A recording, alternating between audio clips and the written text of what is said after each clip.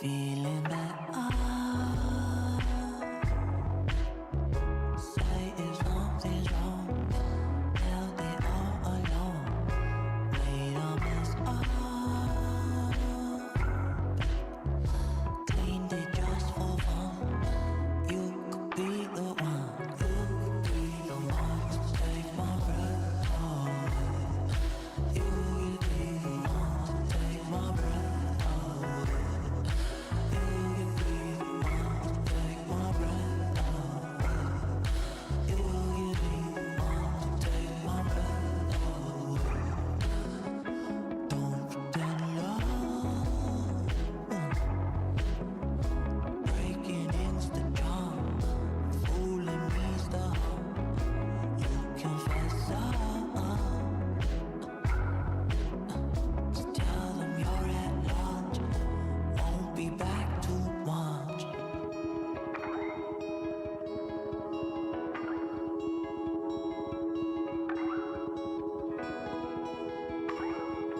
You could be the one to take my breath away.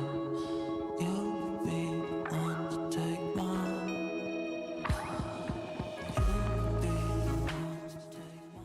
breath away. Hello, hello, hello.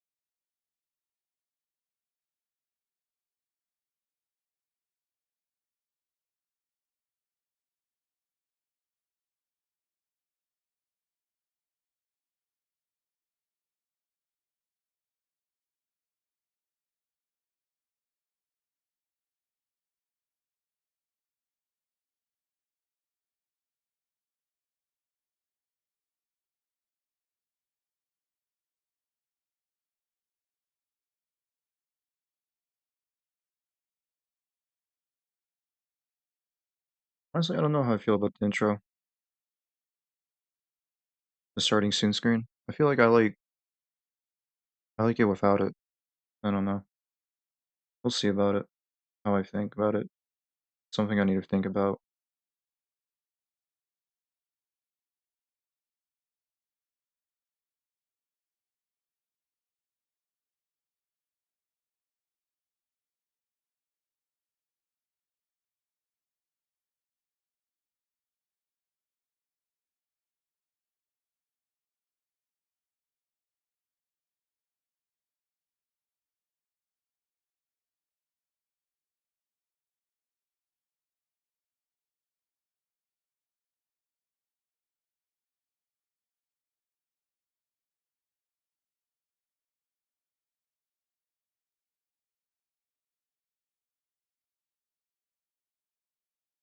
Yeah, sorry about that.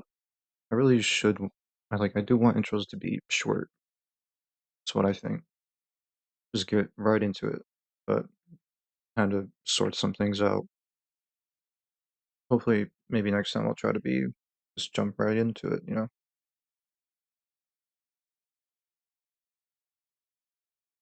I don't know what to do today. Warma just is just. I don't know. Warma. I could finally understand why people dislike Warma. Honestly, I just don't really dislike it that much, but man,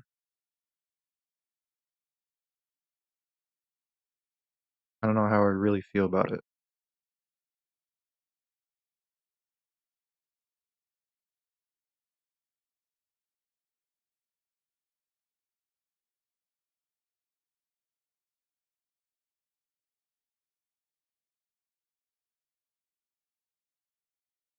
Alright, I think I might as well today just get chapter 5 done today, and then chapter 6 we'll see what we go from there. I don't know what the hell we're gonna do.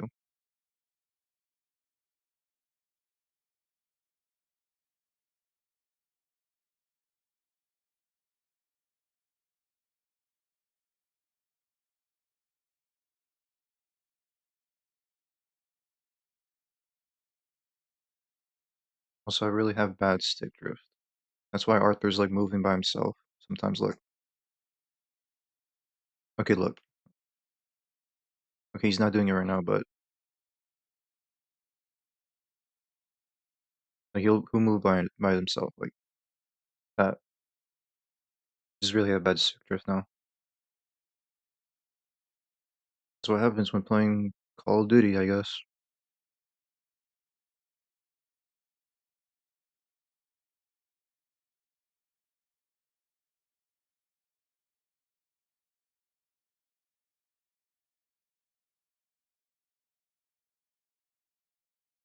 Uh, oh yeah, I forgot.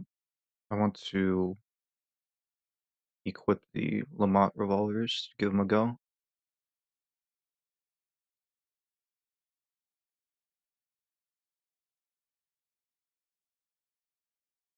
And my honor's really low, so I really want to try to raise my honor really high, but we'll see what happens. I don't know. I never really had. This is pretty much my first low honor playthrough.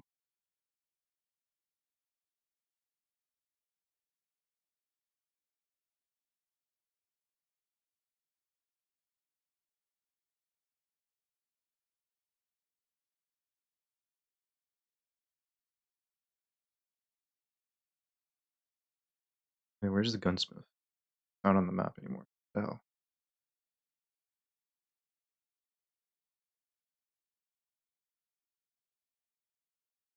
Like over here, I think.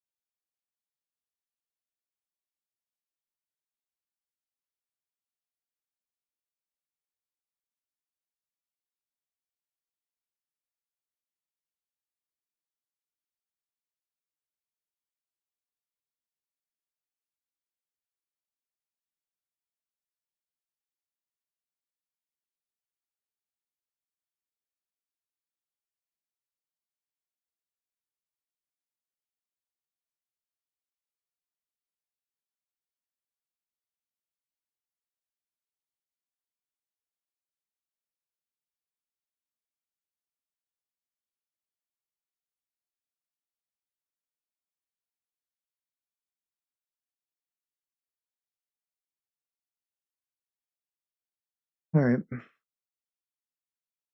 Is there any other mission? No, I know there's like a side mission here. Not yet. Till I get to chapter 6.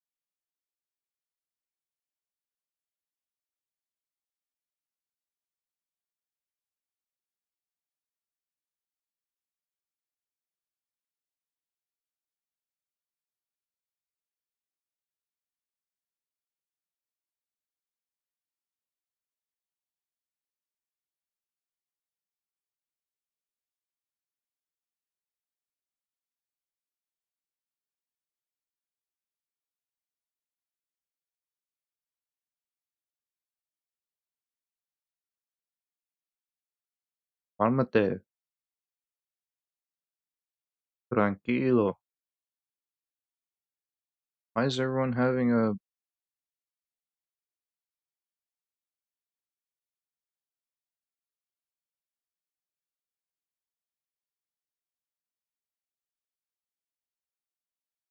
like people are walking on the road?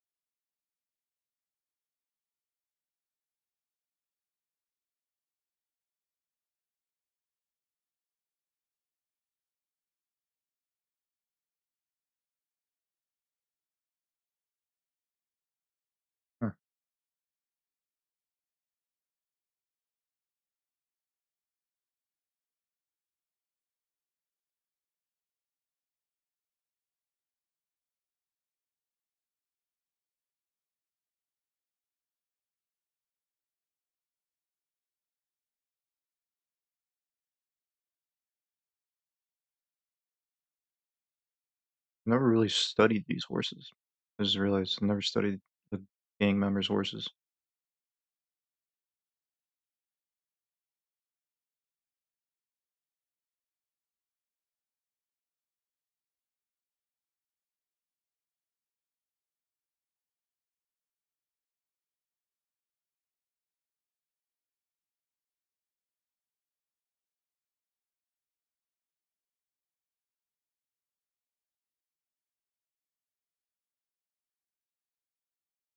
Mel too?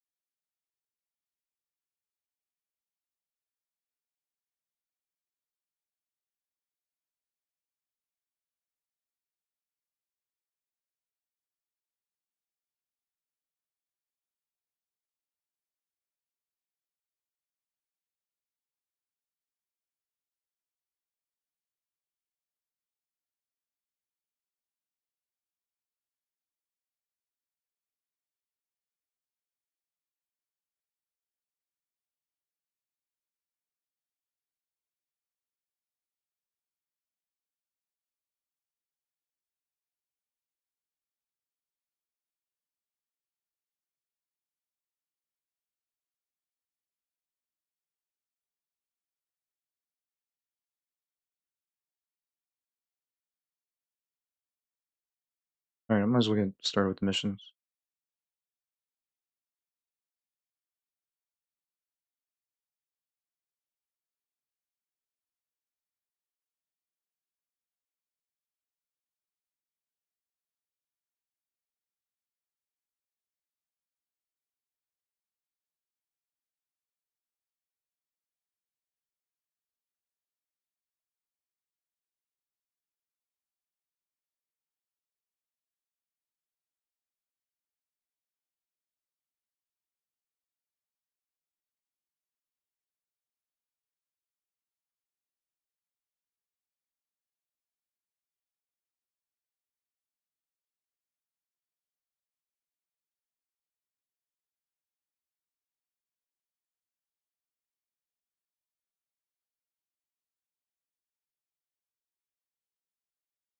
Dutch is gone.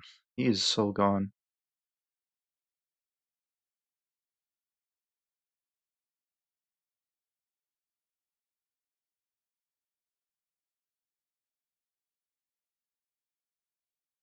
We're so back.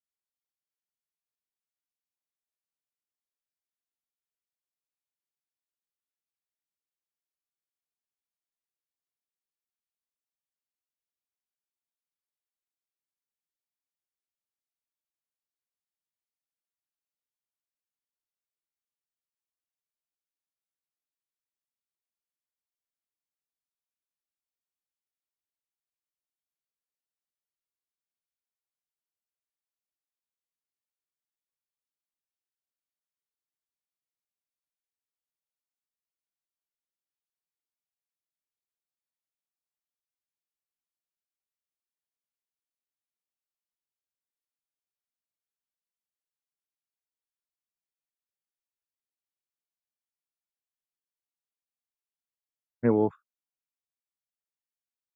how's it going, Wolf?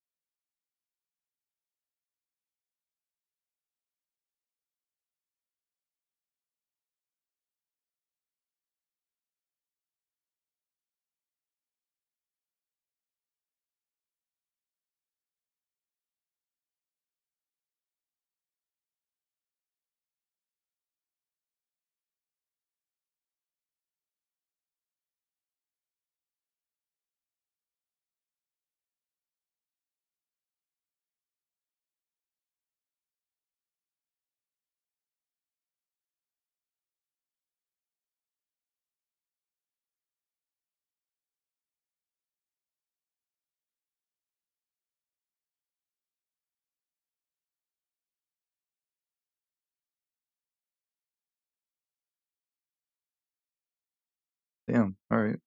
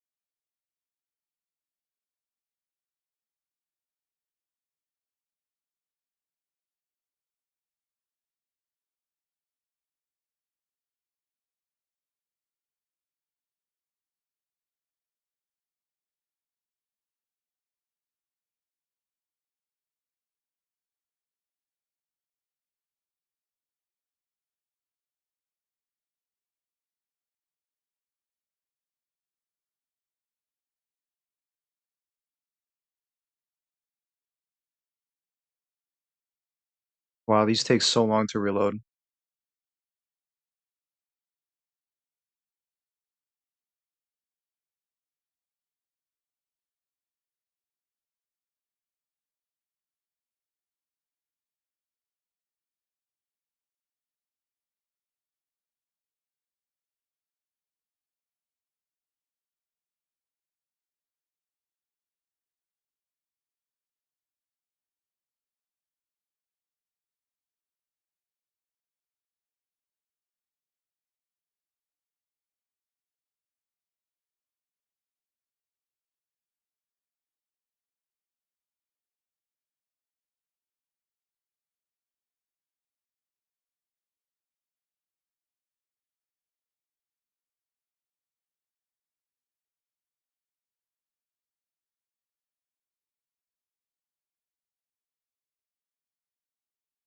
No worries, Wolf.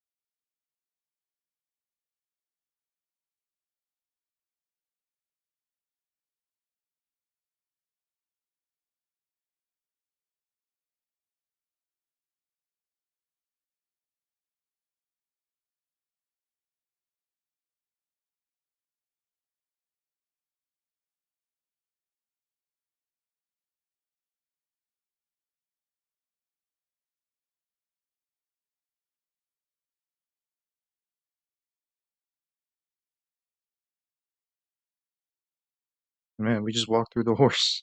Huh.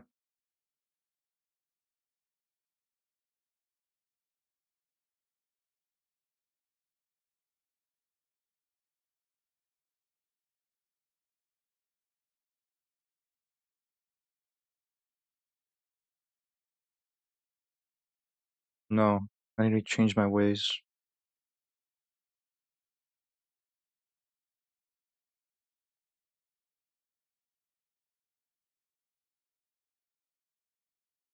I need my redemption.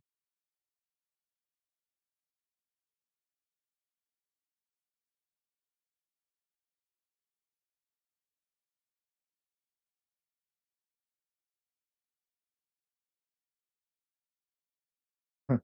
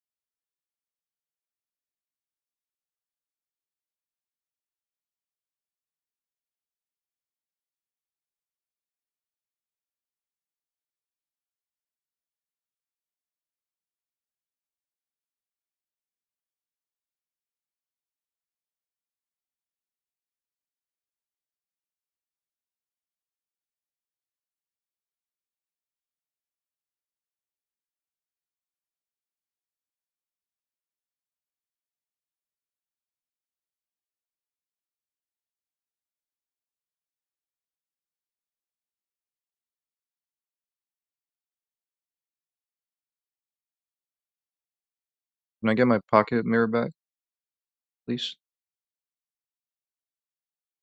Alright, my bad.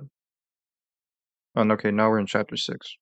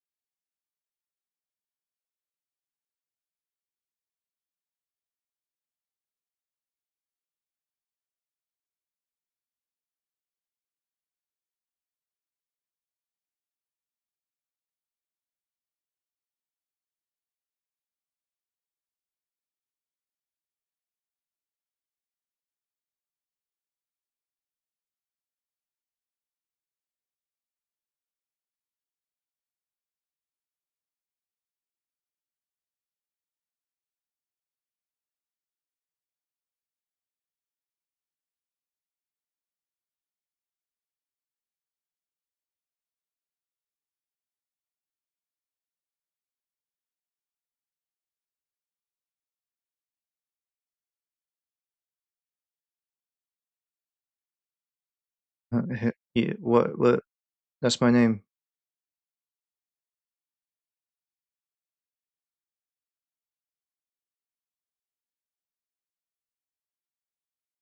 I'm in chapter 6, finally.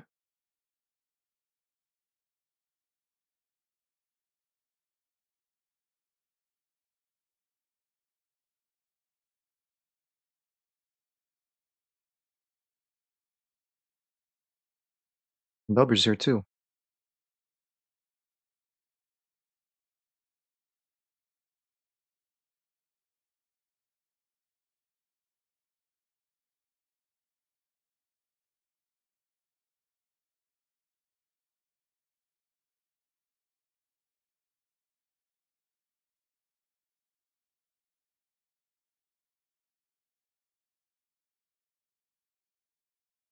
Took you long enough to respond?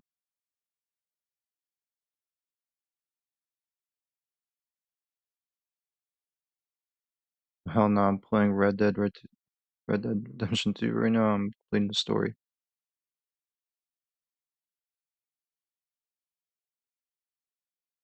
Oh, I forgot to ask.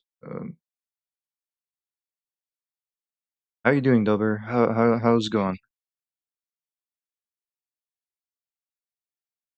Yes, I do have TB. Cough, cough.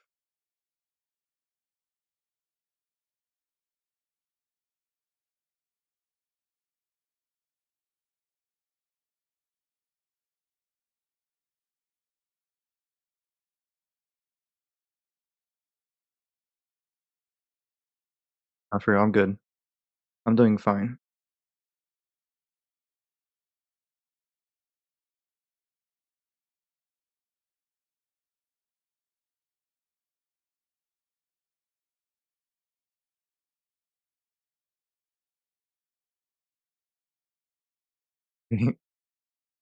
You ain't beating me in the story?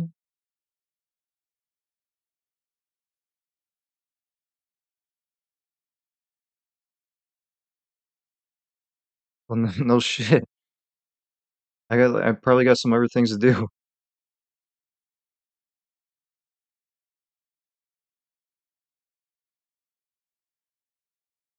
before I progress even further.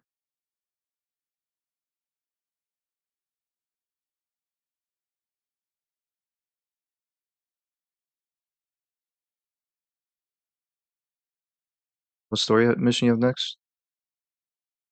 Uh, with Sadie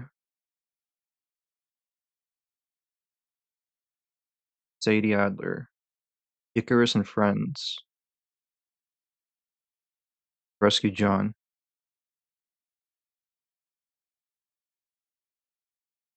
But before I do,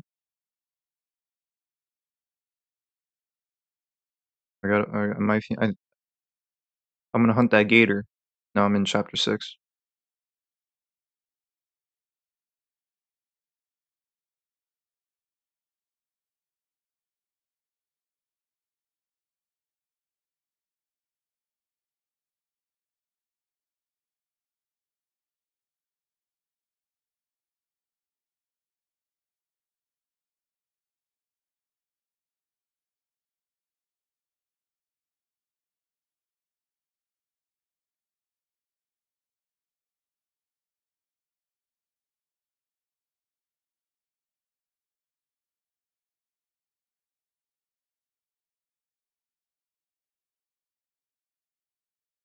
I don't think she did.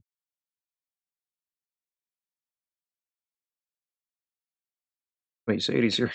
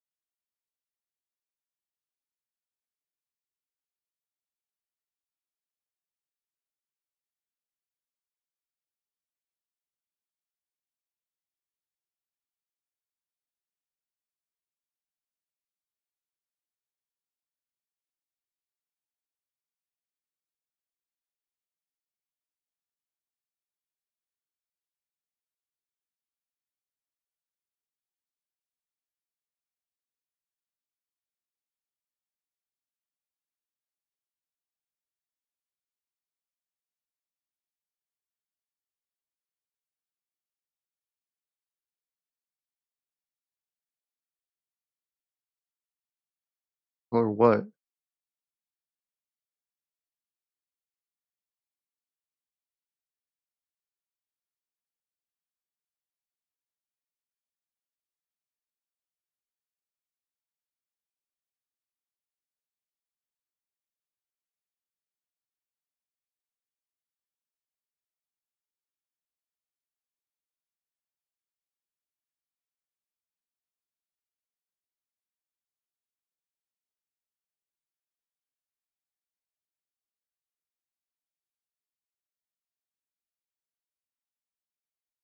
You don't actually get John and Icarus and friends, by the way?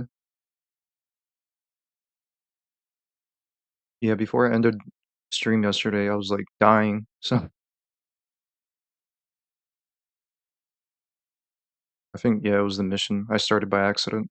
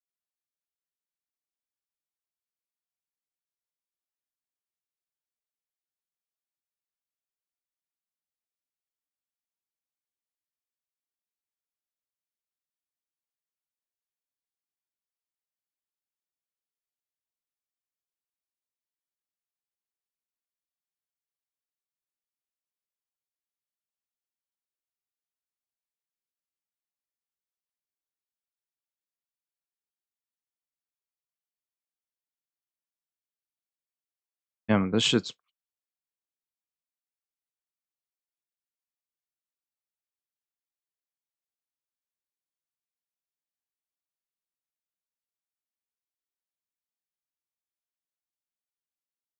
man, this whole mood in this camp is so so bad and so sad. So sad.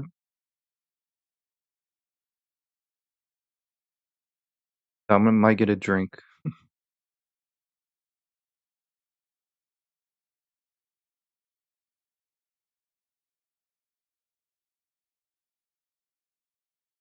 What do you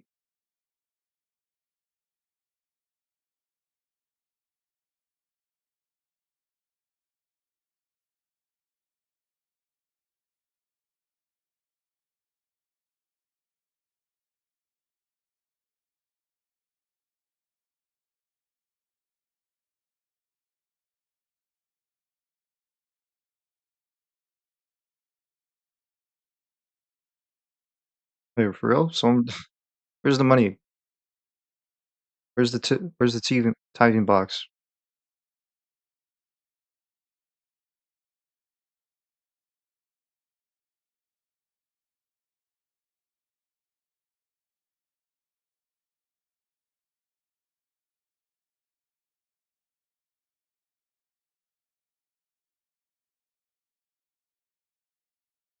So what are you talking about in Red Dead Redemption RDR2 D2?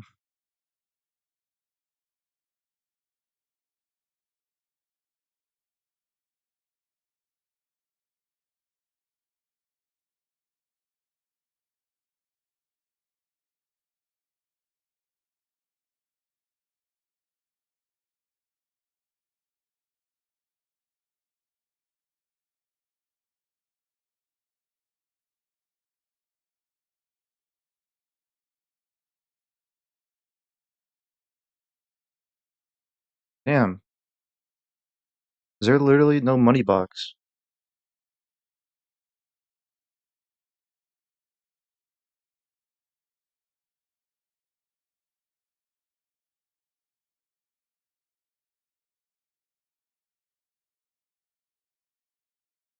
We're 7 missions away from Marshall's death.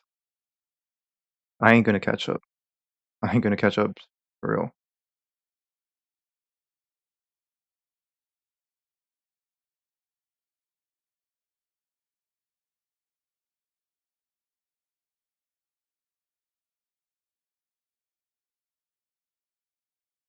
So welcome back, Dover. Well, I'm gonna be right back because I'm gonna get a drink. Because holy shit, this whole camp is making me sad. And you can say that, Uncle. All right, I'll be back.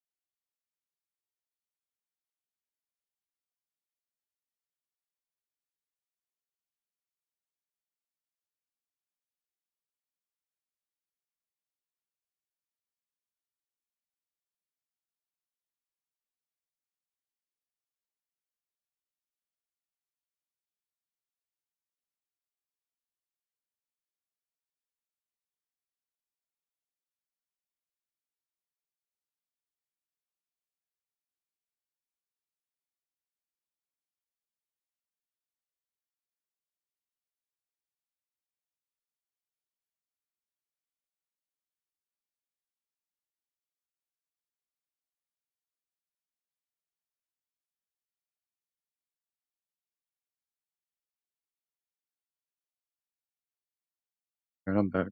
That took a while. My bad. Also, I dropped my controller before I left, so that's why Arthur was spinning around. By the camera, I mean.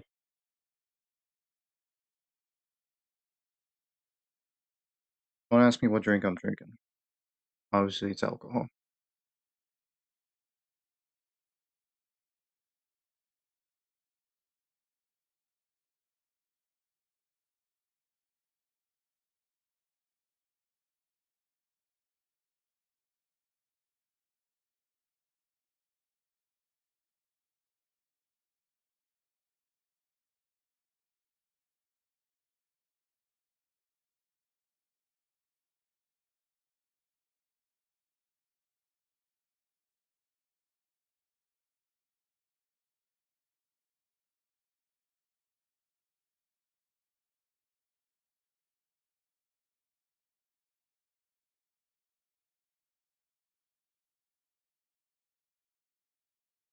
Alright.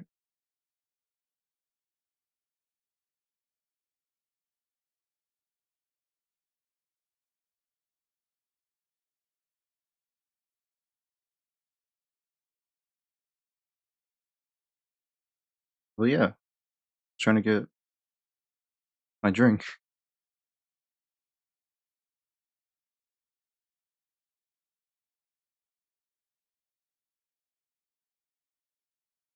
I am. Okay. Look dusty.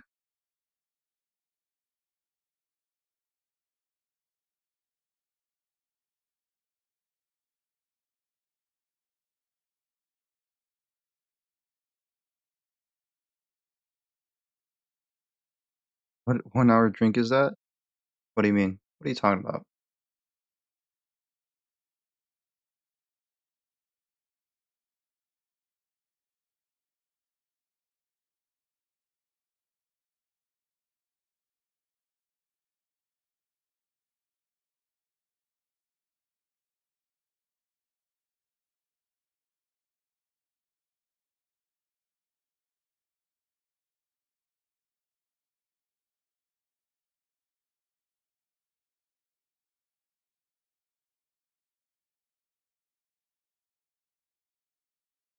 Found that protesting woman?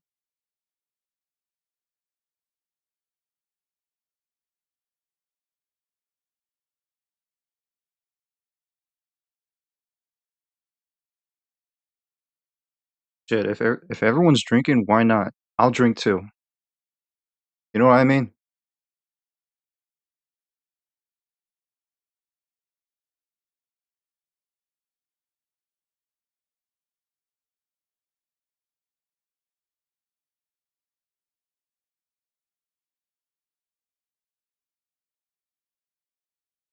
Are you not listening to the game? Really? You can't hear it? Oh, there you go. Now could you hear it? Wait, was that off the whole time?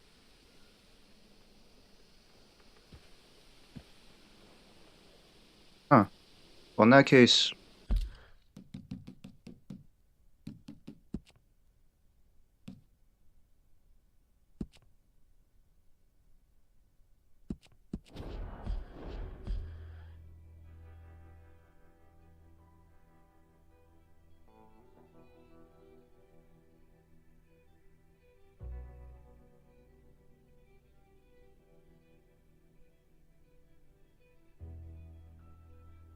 damn, I just realized then. I think it's been like a whole hour without the audio.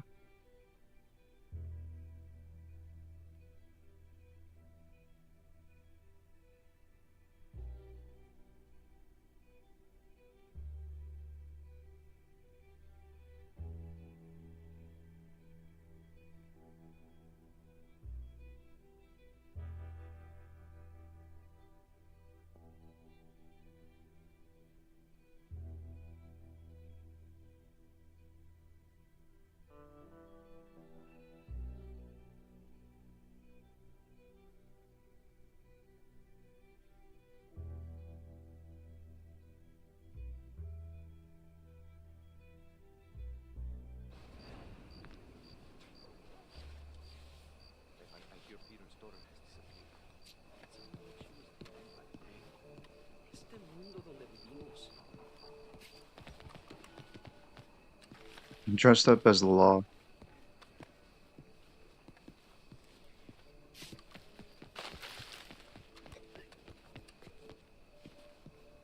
And I don't know what you're talking about, Dover. What do I owe you? I don't know what you're talking about.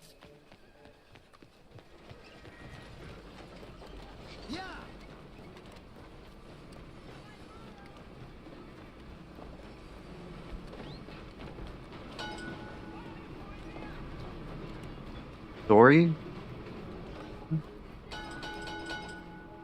What story?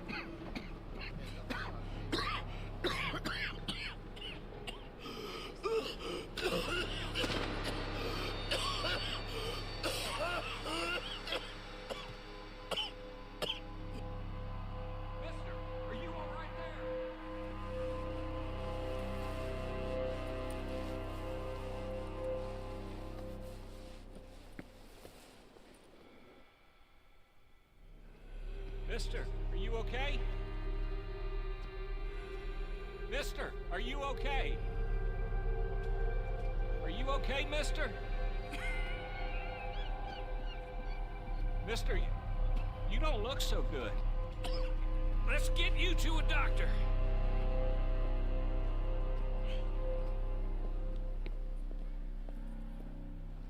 Come on, it's not far. Just down the street here. I mean, what story you want me to tell? Give me a minute. Give me a minute. I'm not good with stories. I don't know what you're talking about. I'll be fine in a minute.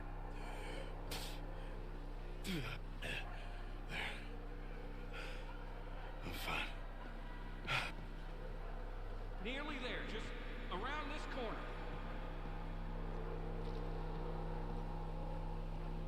Now you head in there, friend. Go on.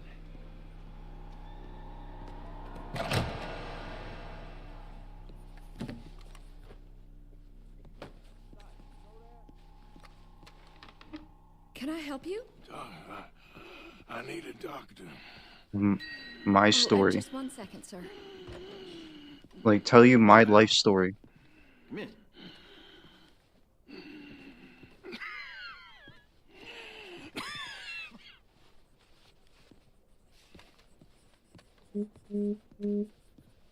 Mister, I need some help. And so it seems. And that's Dr. Mister to you? I'm sorry. I was joking. Look, friend, I don't mean nothing, but you got money? I mean, before I start treating you, 'cause I got a family. Yeah, I understand. Here, that do you? Sure. Thank you. Now, what's wrong? I mean, what appear to be the symptoms? Well, I think you've heard them. I'm coughing. Is there any blood? Sometimes. Okay, now here. Breathe. Again. Yeah. Let me see your tongue. Now say ah.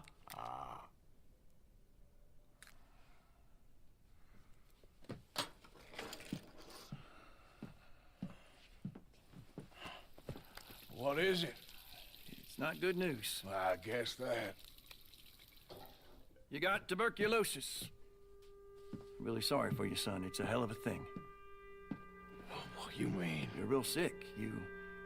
It's a progressive disease, and you'll be... Now, the best thing is rest, and getting somewhere warm and dry, and taking it easy. Now, is that possible? Sure, I can just take my winters in my country club in California. No, it's not possible. Well, like I said, I'm real sorry. Yeah, well... Yeah, wait. Let me get you a little bit more energy today.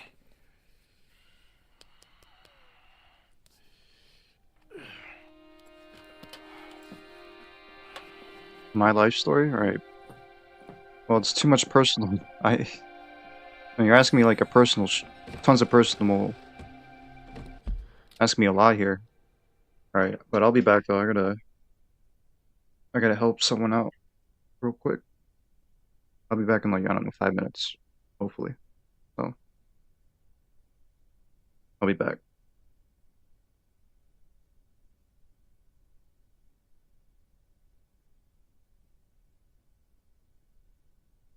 I'm not stalling, I'm not stalling, I'm not stalling, I'm not stalling.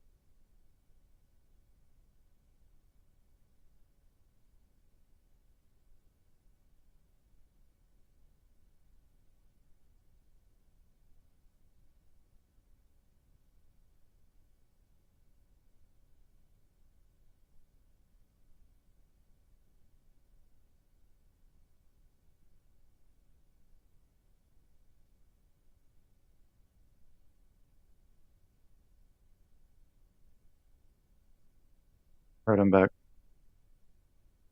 Yeah. Anyways, what were we talking about?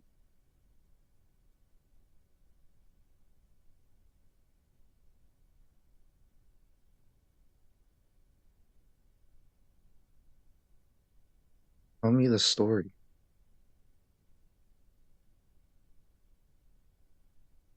Like, my story's not interesting, man.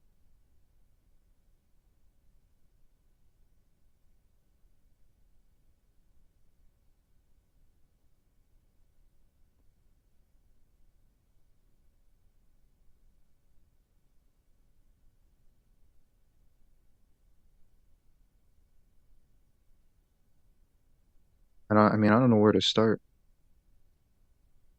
Without giving like too much personal, personal information. out there, you know? It's the fucking internet. So, let's see. I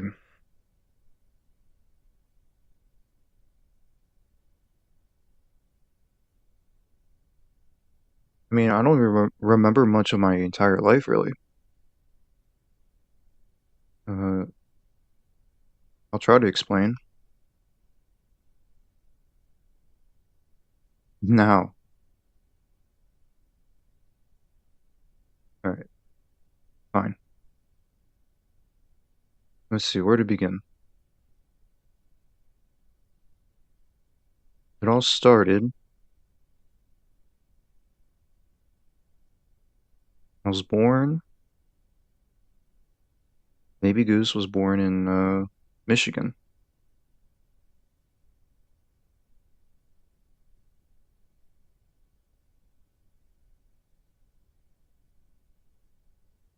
Here in the United States of America.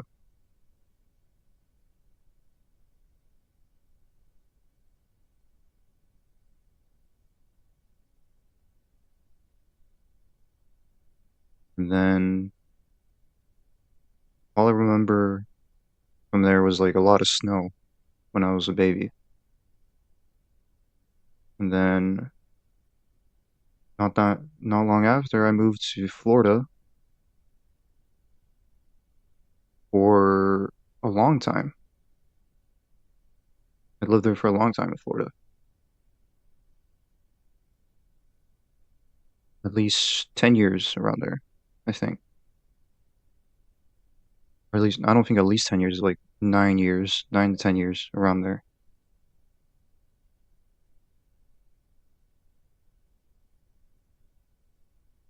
So there was like a lot of, I mean, and you know, like those memes, right?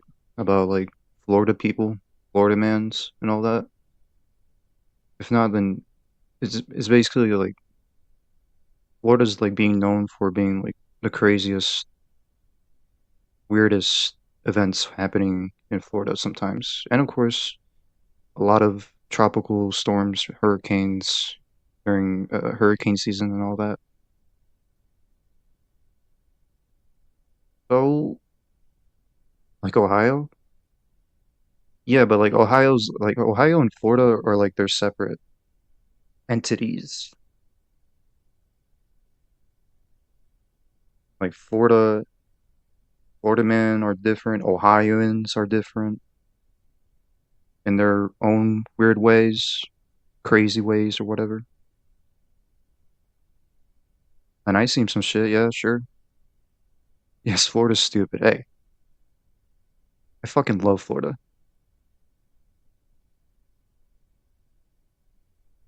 But also, I mean, it's kind of true. It is kind of stupid sometimes over there.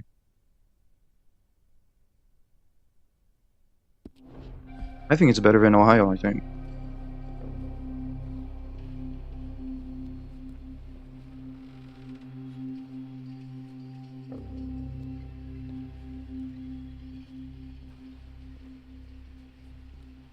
Like, I definitely love, from what I remember in Florida, the beaches, palm trees, Don't make me beg you, Arthur.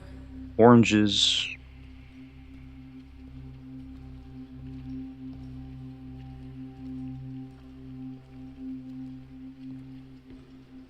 Hurricanes, for sure, floodings. These lost souls.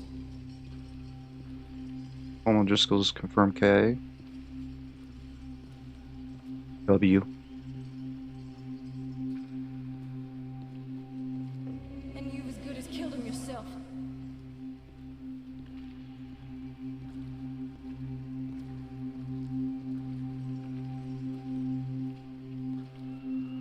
You will die. Savage. All of you. My earliest like memories, at least my life from Florida, would be not much really, except like just living in the like Bunch of killers, I mean it. pretty much like live the same area for like those 9-10 years of my life.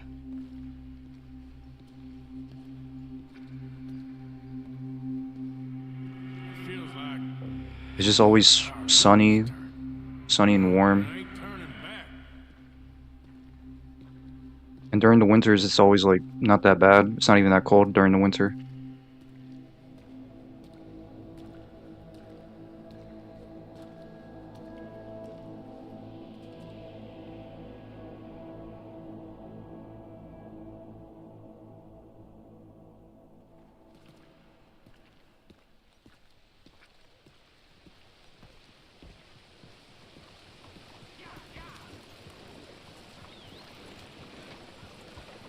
How do you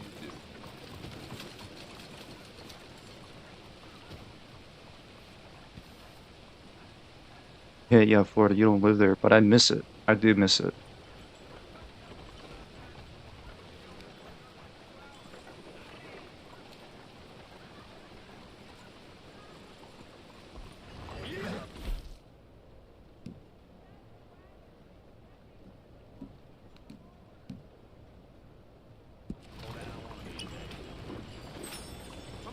And then after that, finishing like my school. Well, I didn't finish school at the time before I moved here to, I'm not gonna tell you where. Yeah, fuck it, I'll tell you. It's whatever. You're in, Illinois, Chicago. There, that's my real, that's my real, location. I don't send the FBI, right?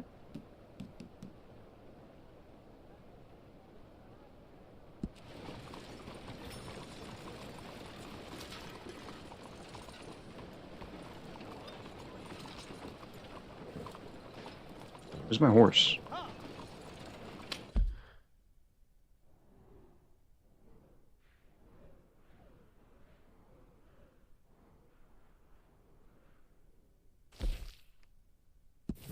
Yeah.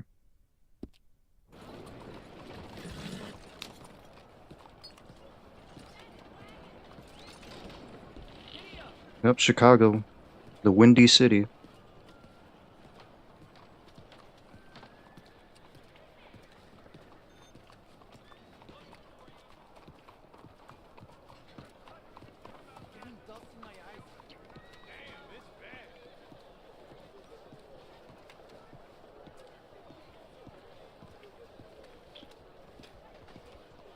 Hello there.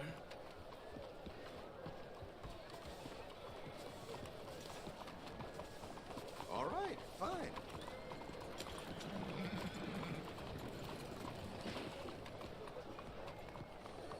No, nice try, man.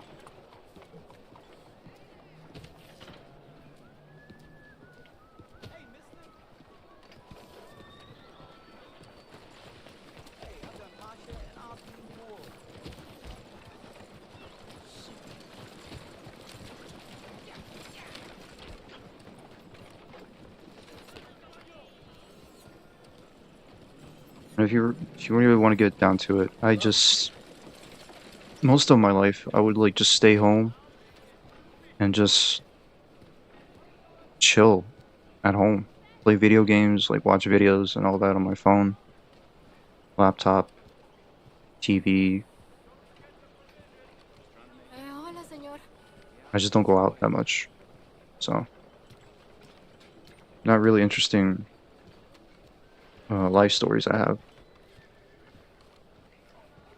Hello.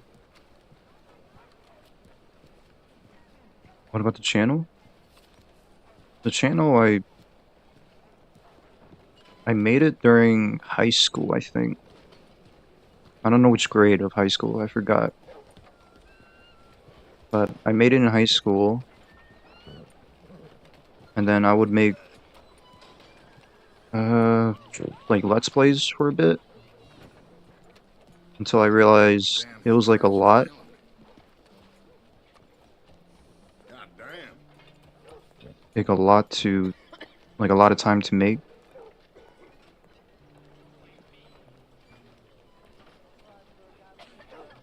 Yes, his addresses. What the fuck?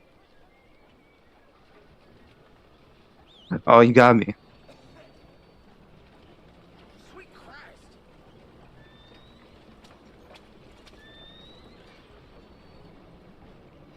Like I made the channel like during high school. Just made Let's Plays. And then I stopped making Let's Plays and started making like Call of Duty montages when Call of Duty Modern Warfare 2019 came out, which by the way is my least favorite Call of Duty, um, like the worst Call of Duty ever made. The campaign is good though. I like the campaign. Anyways, we're moving on. And then I think I took like a year, like a year long, like a long time away from YouTube.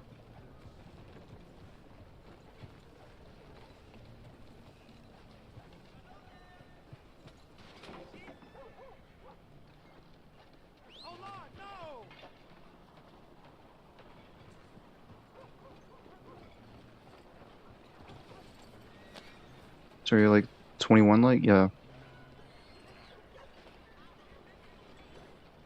Yeah, I am 21.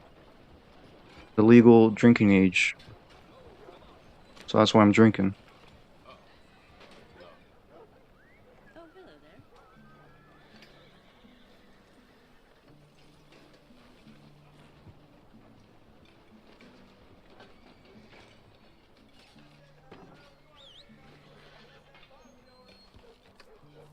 It's honestly like in a couple years, maybe in like 2025, it's gonna be like my 10th, like what, 10th year here in Chicago, so that's cool. Like 10 years in Florida, 10 years here in Chicago. What's next? Where am I gonna move to?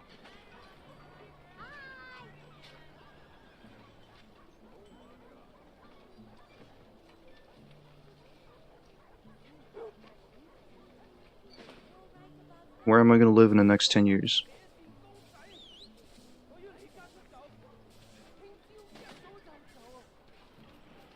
To Ohio? Fuck no.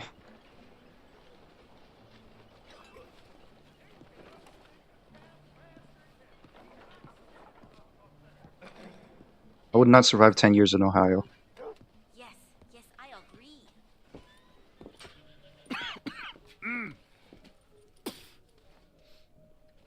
Any problems coming in? Nah. Guess they know now we ain't in the city. Who, Mr. Milton's friends? Yeah, they've had patrols out ever since you boys disappeared. Well, at least you're alive. For now, yeah. What happened in, Guama? yeah, Nothing nice.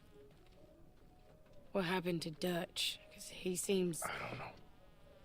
Seems as what began happening in Blackwater began happening years ago, maybe. A slow decline, I guess. What do you mean? On the I first ain't day, quite you'll be sure. like this. What happened here? I started gathering people up as best Yeah, I could I'll be after you dead as boys fuck. left. And John... Remember this? COD Modern Warfare Beta Highlights Day 2. Honestly, like, dude, like, during the beta of that game, I was, like, really having fun. But up towards the end of its life cycle, like, what was the next game after that? Like, Call of Duty... It was Call of Duty Black Ops Cold War, right? Like, at the end of that game, like, life cycle, I was so miserable of that game. It was like, I literally hated that game.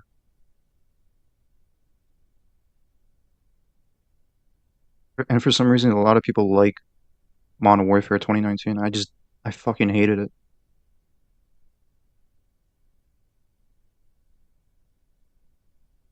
But yeah, I remember that video, yeah. I was using the M4 on the cave map.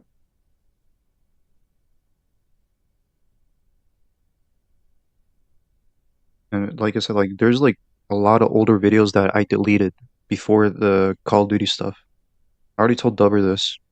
Like I had a Minecraft series um that I deleted a long time ago.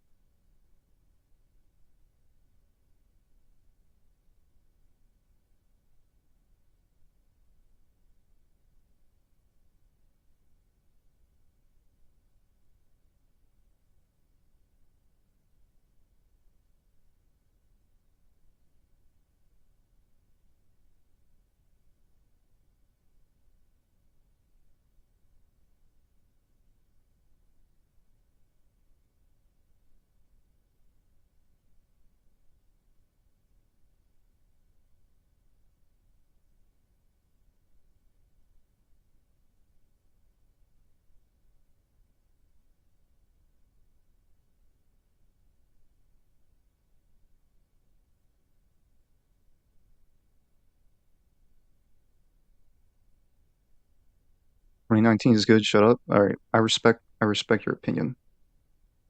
I respect that. But in my opinion, 2019 is literally the worst Call of Duty I ever fucking played. I'll give like I would say this: I like the engine, the graphics, the animations, the guns, movement, all that. Fine, pretty cool. But holy shit, the content was so bad. The maps, ass.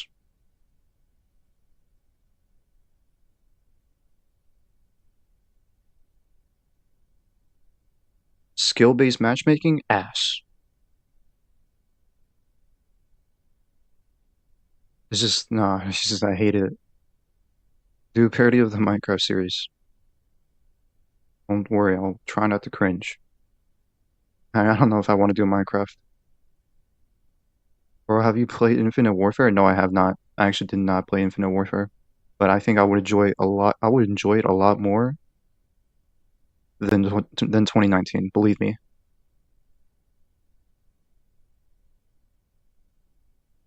The only thing I like 2019 is the campaign.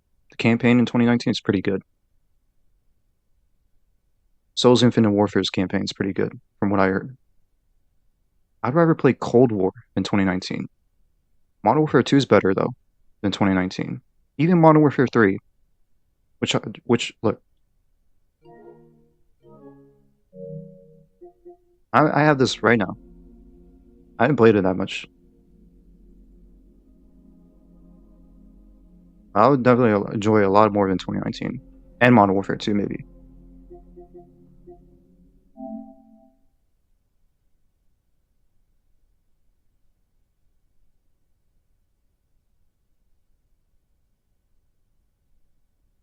Like, yes, skill-based matchmaking is still dog shit to this day.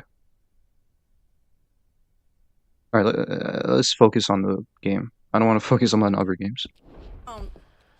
You know that part. I do. And Hosea? So I'm still like a Call of Duty Hell, we got Lenny's body person as well. to heart. Arrived the morgue and buried them together. Follow me.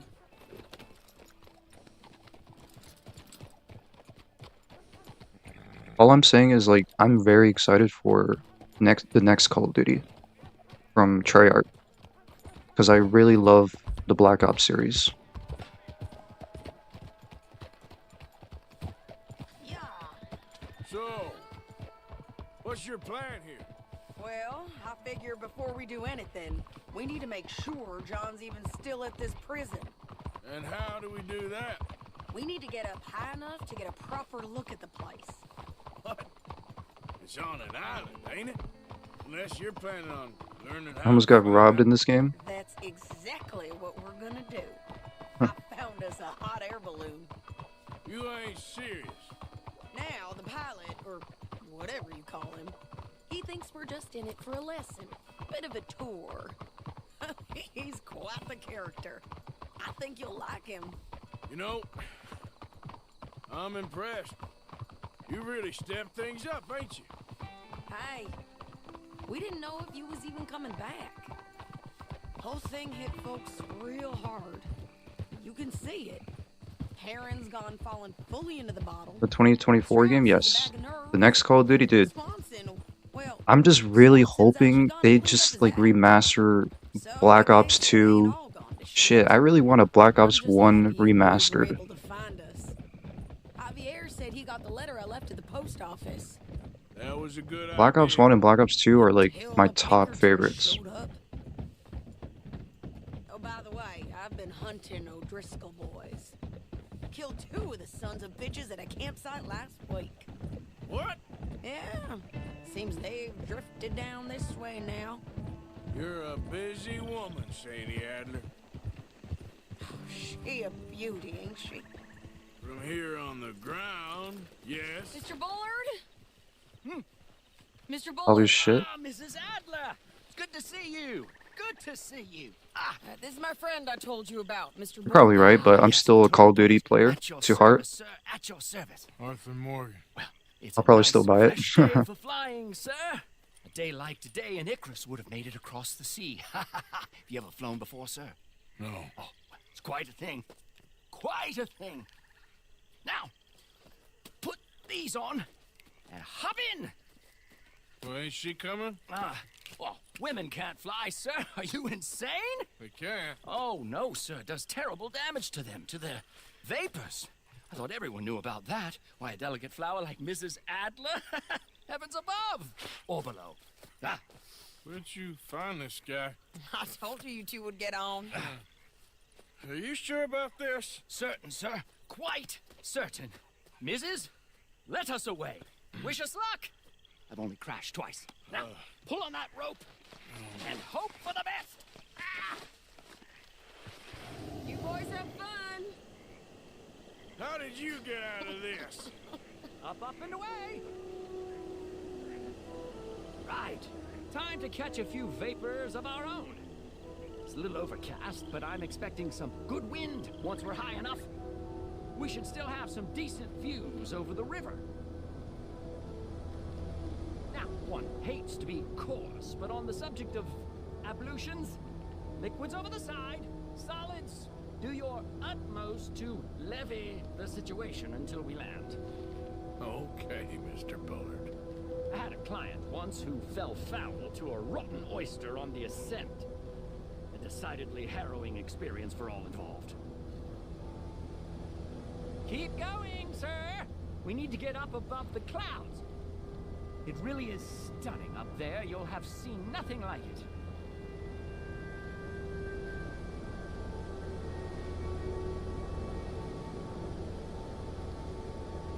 All right, then. Let's break through these clouds.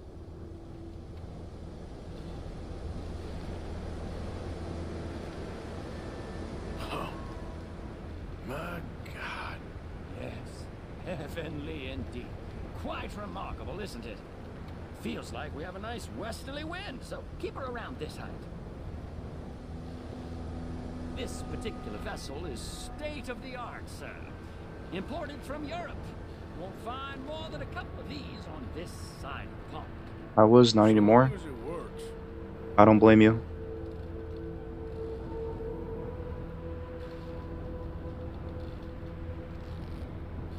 You sure you shouldn't be doing this? Oh, not at all. A child could operate this with a little supervision. Besides, Mrs. Adler told me you were very keen to learn the ropes. We have plenty of those. She did she? Maybe ease off the throttle there, sir.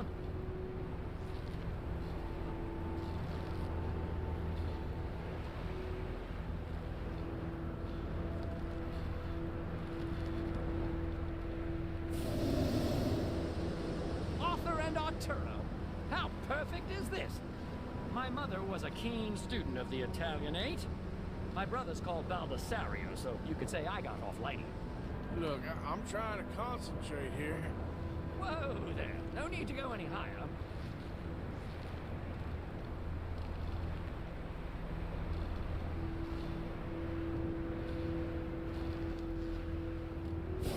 Ah, that's better. Look, we can see for miles now. Did you breakfast in the city this morning, Mr. Morgan? Not exactly. Well, I have a boiled egg in my pocket here that you're very welcome to. I think I'm all right, thank you. Recalling the ablutions discussion. Well, just say the word.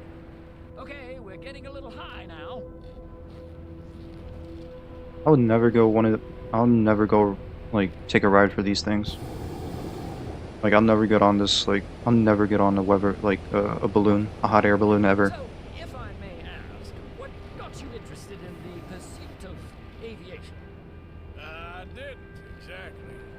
Mrs. Adler thought she'd surprise me. Ah, a very nice woman. And no shrinking violet. Definitely not. I prefer slightly more feminine attire on a lady, but variety is the very spice of life, as they say. Or is it, though? Did you know they locked up the man who wrote that in a mental asylum? I did not, Mr. Bullard.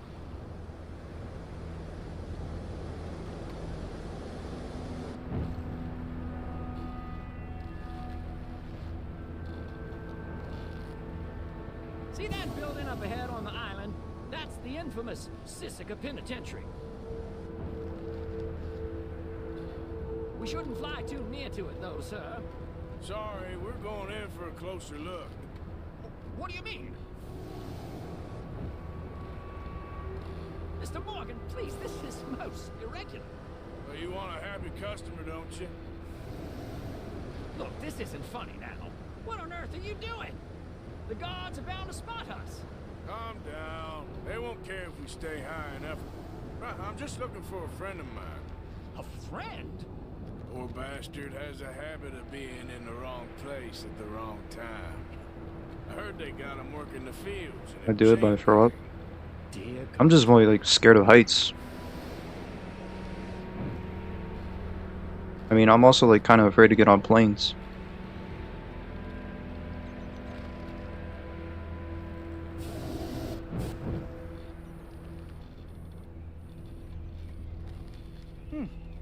The wind. Well, this is most unusual. Relax, Mr. Bullard, and here, take over. And keep us well away. I'll do my best. This filly isn't the easiest to control, you That's know. not him. Okay, ain't by the barn. Should we, think about heading back? I think I see some people down to your left. That ain't John.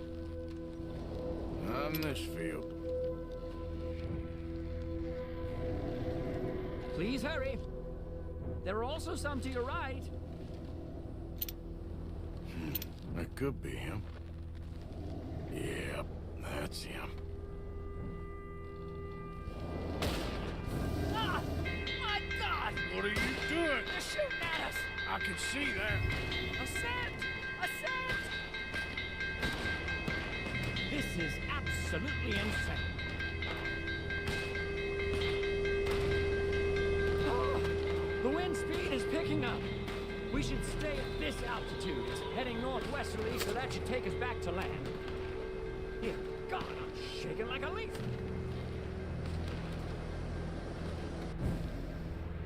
Alright, we're in the clear now, Mr. Bullard. Get up. Good Lord! My heart is pounding! I must say, the specifics of this job were not described to me at all sufficiently. Well, it's done now.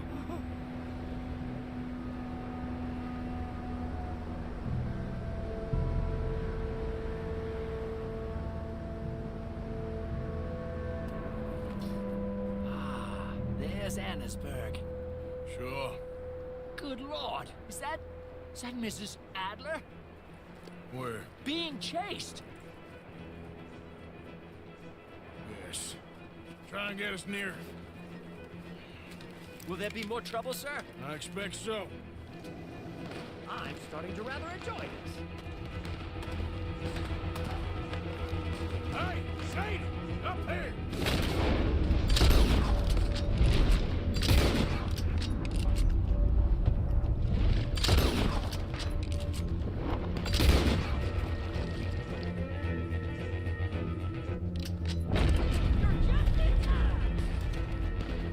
Shit, they're O'Driscoll's. Mrs. Adler has a lot to answer for. Yes, she does. Most excitement I've had in years.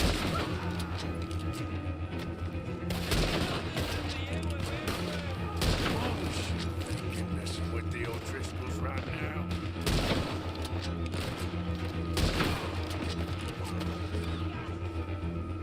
That's it. You show them, Mr. Morgan.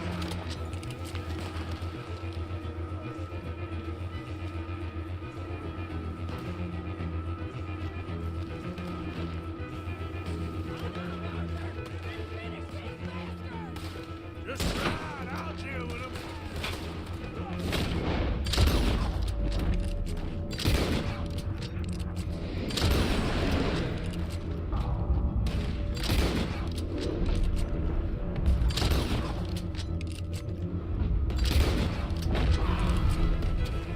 I think I might need to adjust my fee.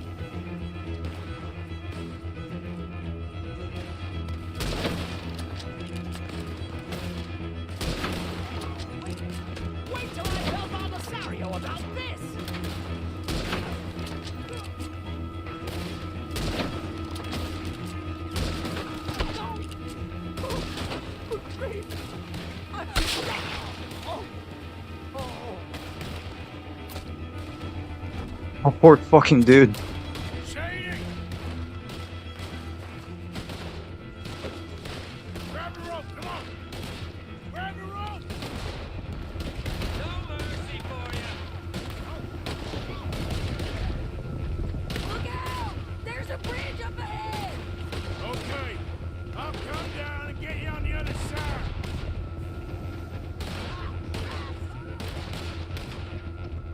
Lower, Arthur! Nearly there! Alright, hold it there, Arthur! Ow! Up! Up! What the hell is she not getting? I can't hold on much longer!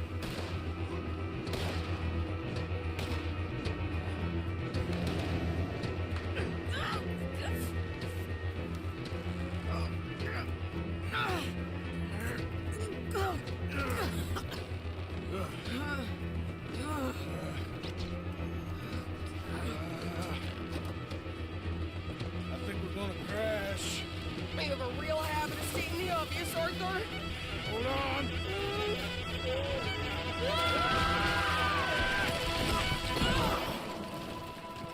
Did you break your neck? I don't think so. Maybe.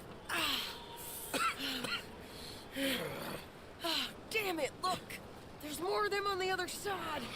They must have followed us. Get behind something. This ain't over yet. These goddamn O'Driscolls!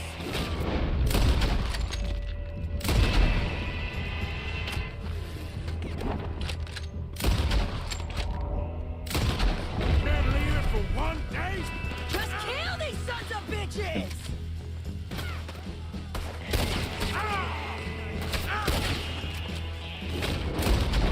Look out! They're coming in behind us!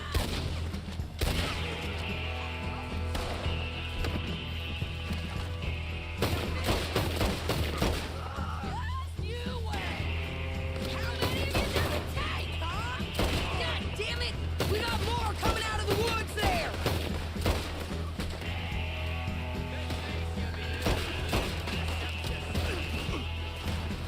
You're all gonna pay for what you did! God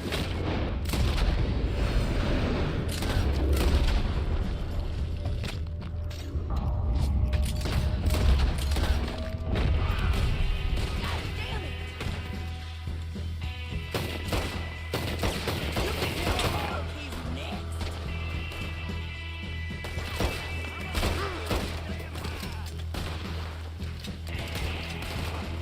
You boys are a goddamn joke!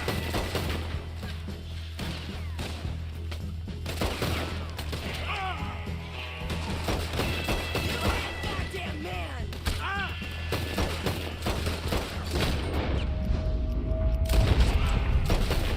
Come on, let's go get these sons of bitches! Nearly there! Only a few of them left!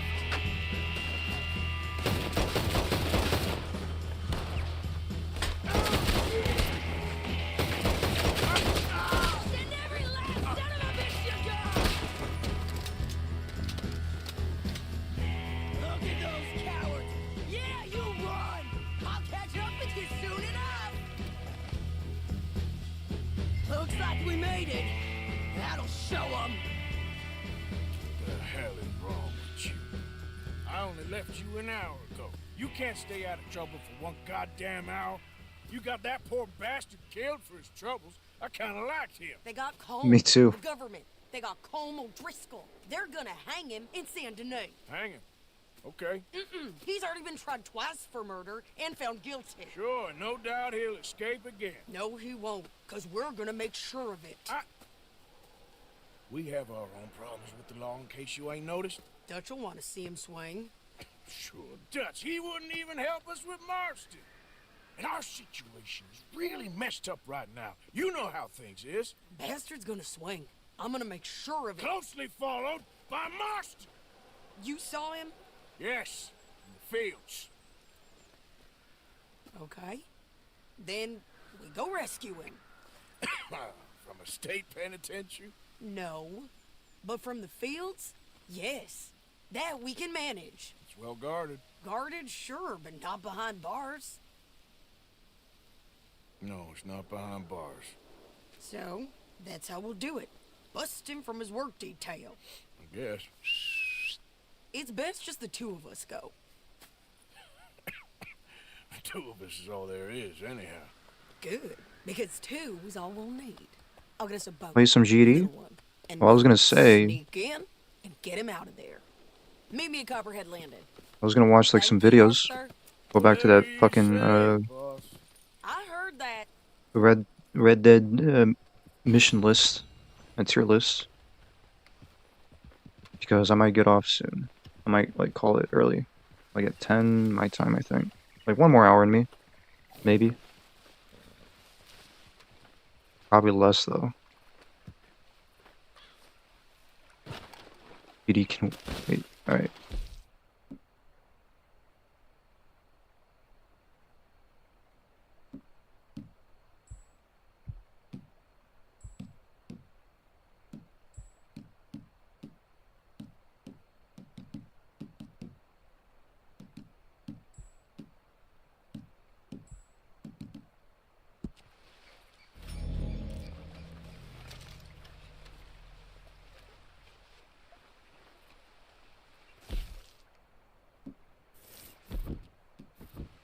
Shit.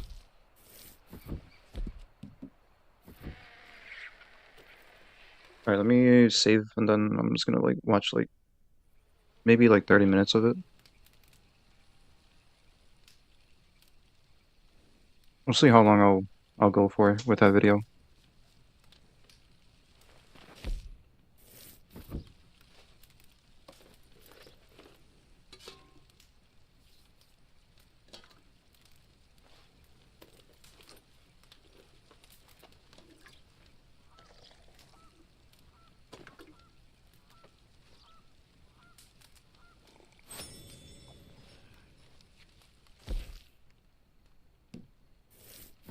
Just watching the stream while listening to some GD soundtrack.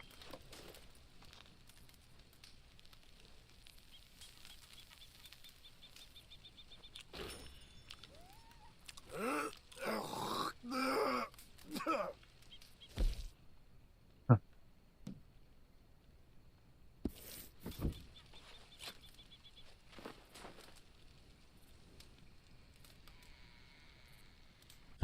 Alright, I'll save here then. And then we'll watch the video.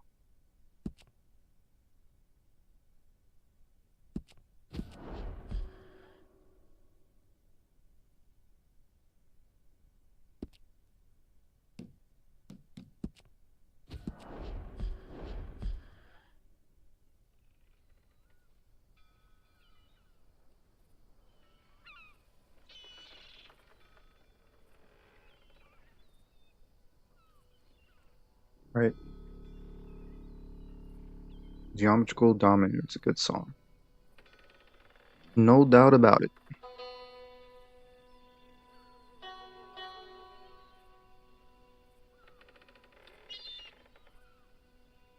Alright, let me pull up the video right now.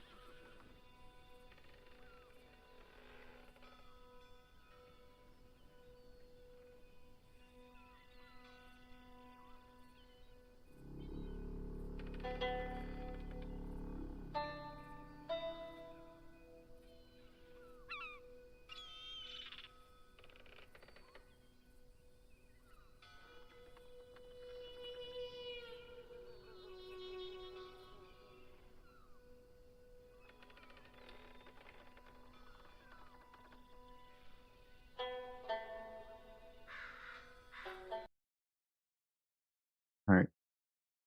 Let me turn off the game audio. And then pull up the desk display capture.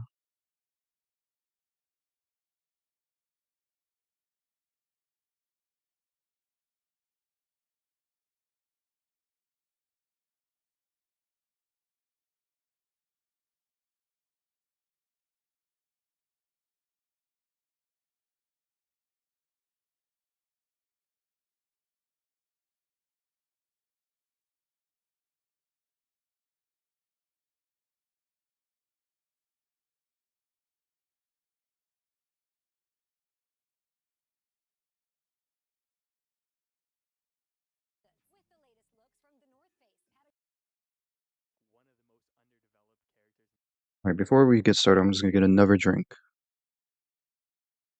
Just gonna get another drink. Alright, I'll be back.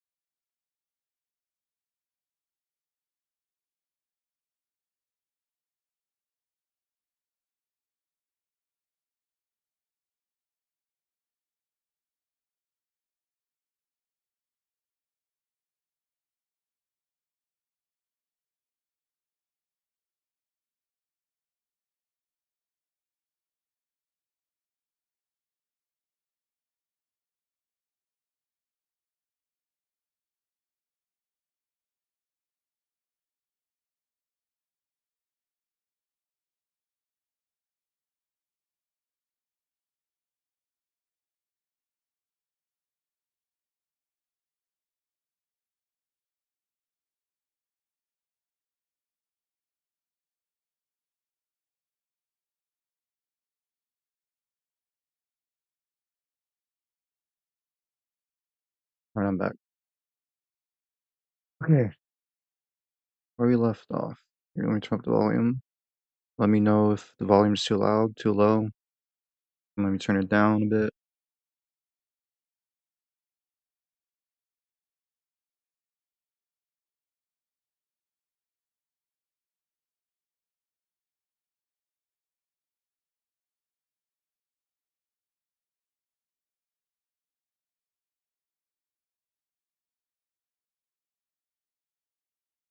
In the entire game. I just think Guarma in general is really underdeveloped, and this mission really shows that. And I just think killing Fusar eventually is like the most boring death in the entire game. You don't care at all about Fusar, and you just want to get off the island. So this one has to go into C tier as well. In 64th place, I've got Honor Amongst Thieves from Chapter 6. This mission is extremely generic and pretty boring. It just kind of acts as an extension of Archaeology for Beginners. While it is okay to kind of get some development for Captain Monroe before the mission where he kind of starts getting shot at, I don't think this mission's anything special. I don't really like going on. It's like you go on and you steal the thing, and it's like that's the whole mission. And especially when you're trying to get a gold medal, it's like the whole point is to go on it and not get seen. So there's not really much interesting going on. I feel like it's just kind of like a quick fetch request, but also it's just like a stranger. Hold on. First of all, let me turn on the the captions are on, but it's not working. Oh, not okay. There we go. And that's kind of the whole thing. So this one also has to go into C tier.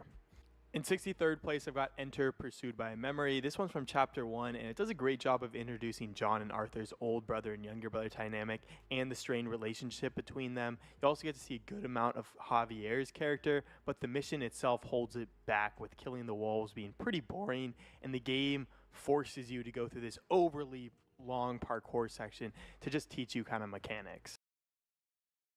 To go into C Oh, tier. meet him by accident. Alright. Fortnite Chapter 4? I think that was an ad for Fortnite. I didn't get to take a look at it. But anyways, honestly, I just don't know what to think of his tier list so far. I wish he would show like the actual list, the actual tier list, so I get a general idea of like where these missions are, you know, like visually. Because I'm gonna forget. Like, wait, what mission has he rated or ranked? Whatever. I'm already forgetting like what missions he already ranked.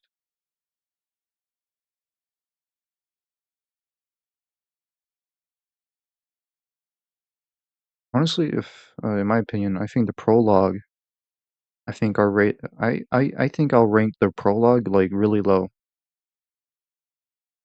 Like not F tier. Just like the prologue is such a long drag to get through.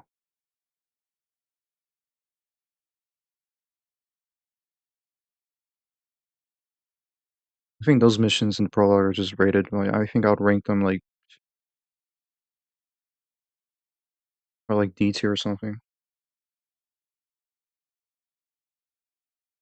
Like especially if you want to like start a new playthrough, like a new save file, you have to like get through that prologue, and it's such a drag.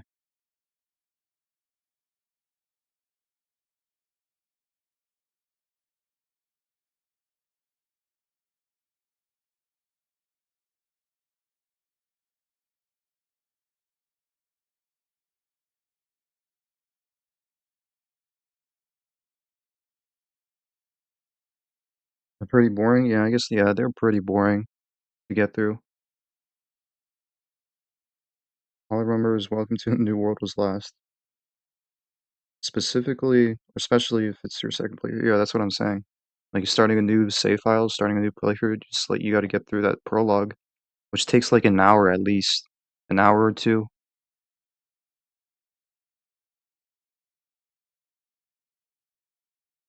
Yeah, I think those missions to prologue are, I think, definitely like F tier. If I'm like being harsh, but I'll give it like maybe all of them like D tier. Like I don't know. I don't really hate all these missions. I don't think all these missions are like maybe F tier. Maybe some of them do. Like the Guarma missions, sure.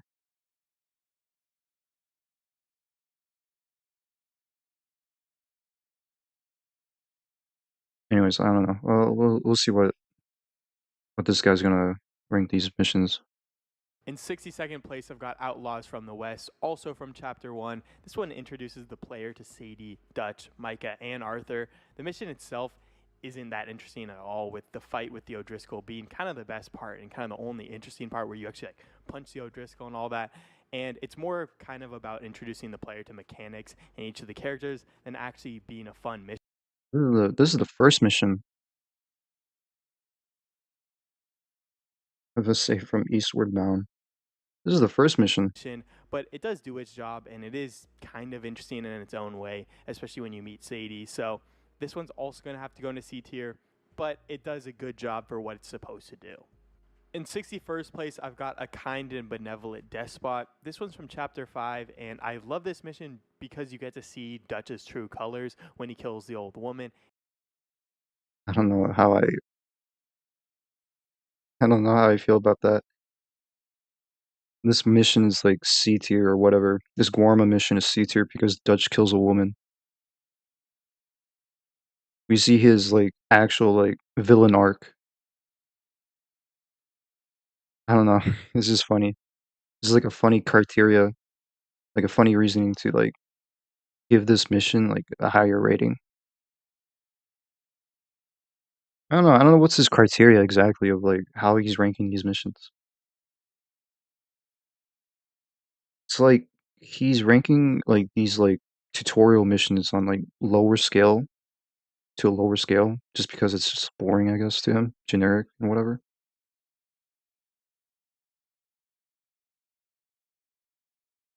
And then he's talking about all yeah character development and all that. I don't know. If he likes them, then it's good. I don't know. Let me rewind. Hold on. In 61st place, I've got A Kind and Benevolent Despot. This one's from Chapter 5, and I love this mission because you get to see Dutch's true colors when he kills the old woman, and kind of talks about Abigail and John being a rat. And the beginning of the mission is just so boring, with you have this long shimmy, and you have this long walk to get. There he goes. He said it again. Long walks, boring, because you gotta walk. I don't know. It's just I don't know. I'm not saying like he's wrong or whatever. I'm gonna disagree with him. It's just I don't know. Get to the place where they're keeping Javier, but I do like how they blew up the factory, and the gunfight afterwards is pretty solid, but it's just so long and pretty boring for what it has to be. So I don't know. It's on Guarma, so it definitely takes it down a few notches. Oh, there we go. No, I don't blame him for that actually. But this one's gonna also have to go into C tier. In 60th place, I've got Horse Flesh for Dinner. It's in chapter 3, and I think it's an okay mission. I think it really builds on the feud between the Braithwaites and the Greys, but I think it's much less consequential compared to the burning of the Greys' tobacco fields. Also, the fact that it's kind of such an easy mission takes a little bit away from the fun, and I do like the foreshadowing in the beginning of the mission where Gray alludes to the fact that the Vanderlyn gang are kind of playing both sides and they shouldn't, and also does introduce you to the new fence. But I just think overall, this mission really doesn't work as well as the Gray's burning of the tobacco fields one, and I think it just has to go in C tier because it's really not as consequential at all.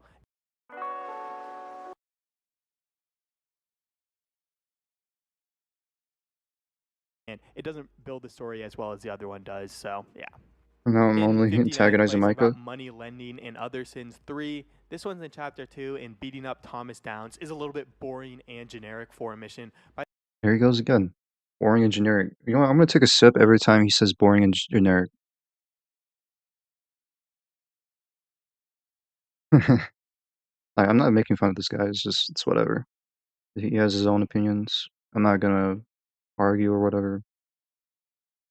Like I said, I wish I had a visual, like, he shows a visual ranking list. So I get the general idea of, like, because I'm already forgetting what missions he already ranked. I'll be honest. Alright, I'm gonna take a sip right now, actually.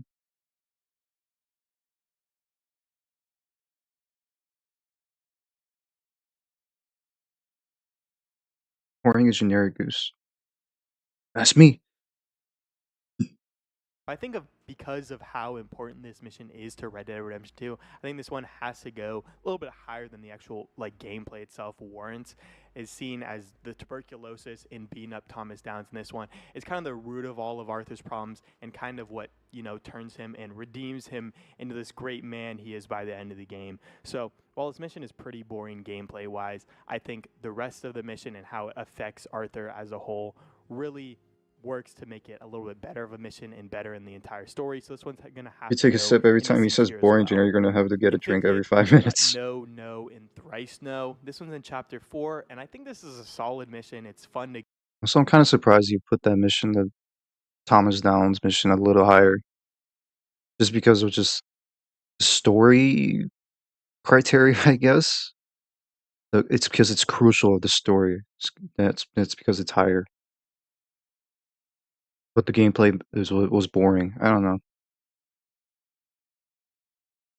You just, like, go to Thomas Downs. Well, actually, no, you just go to his house and just beat the shit out of him, and you get coughed on, and that's it.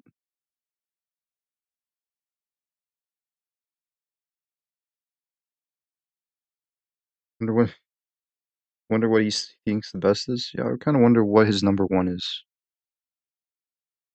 Go and pick up Anthony Foreman. But with the rest of the story, it doesn't really work as well. You don't get that big. Honestly, maybe I wish he would kind of like.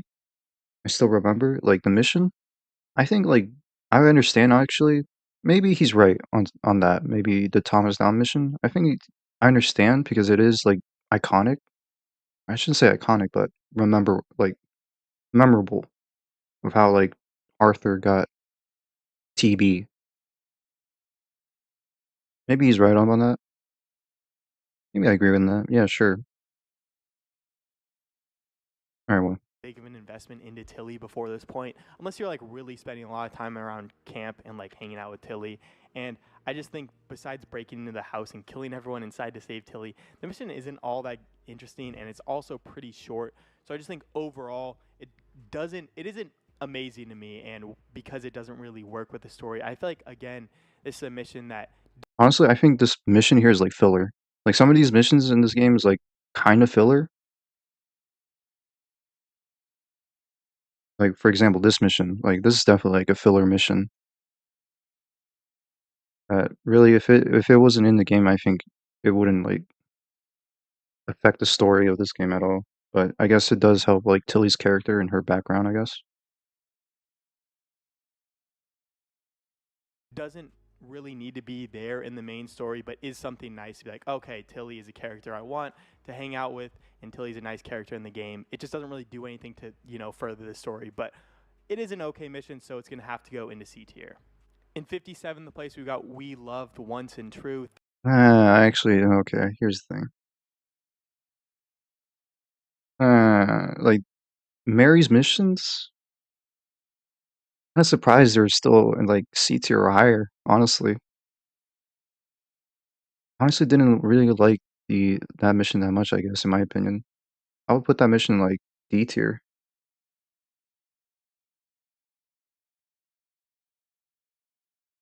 I don't know, I guess I didn't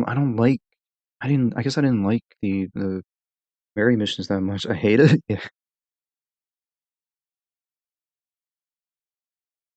I don't know, it's like one of those missions that it is boring, or but it's also kind of interesting because you meet the Shalonians. But other than that, it's just nothing. It's just boring. There's no, obviously there's no action. It's just chasing, I forgot the kid's name. Um,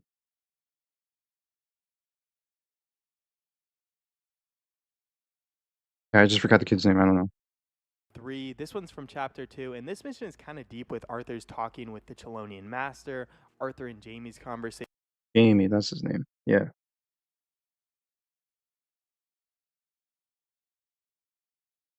I just figured it out. This is Jamie. Yeah, it's just like it's one of those missions. I think it's like the same thing as those prologue missions. You know, it's just you gotta do that mission. I mean, of course, you could like decline her mission too, right? But for me, I'm such like I never do that. I just like okay, fine, I'll help you, and you get like I don't know. But then again, you don't get nothing out of it really. You just save Jamie from the Shalonians or whatever. And Arthur's monologue at the end. We get introduced to both Jamie and Mary. Honestly, I think the most memorable thing from that mission is Arthur talking to the Shalonians. Yeah, just honor. That's pretty much it. You just accept it for honor. And if you really don't care, then just decline it. But like I said, as I was saying, like Arthur saying, or like the Shalonian leader asking something along those like I don't know. It's just Arthur saying, "I like turtles. Yeah, turtles. I love turtles. Turtles.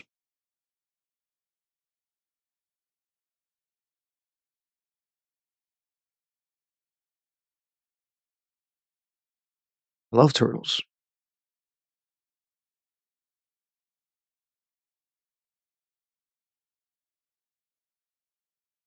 Want me to tell you how his favorite mission? I want to keep it a surprise. Don't tell me. I want to keep it a surprise.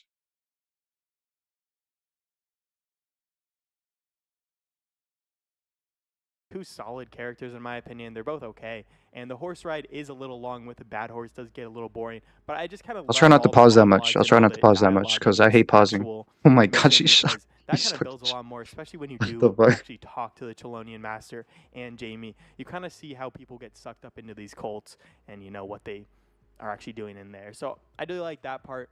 And while it doesn't really play a big role in the whole story, I think, you know, being with Mary and that whole thing does really kind of change Arthur's character and especially how he views Abigail and John and how they push off. So this one's going to have to. Opera E tier? GX. Trying to play a game while you're watching. E tier for the Mary mission?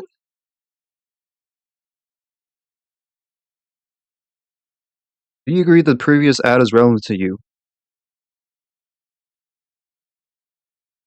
Very bottom of B tier. In 56th place, I've got American Distillation. This one's from Chapter 3. Lee Gray really is in full display for this one, at least at the beginning. I think him being drunk really kind of proved to Dutch that Lemoyne was a state with a bunch of backward rednecks that he could exploit. Bill, again, kind of takes a backseat in this mission, but at least he's a part of this mission. I think this mission also kind of proves that Dutch is kind of going through this midlife crisis where he's always kind of reaching for bigger and better things to satisfy himself, and he'll never be satisfied throughout the entire game. The mission itself, though, is pretty generic and, you know, isn't that all that interesting, but you do get to see a lot of Taking a drink.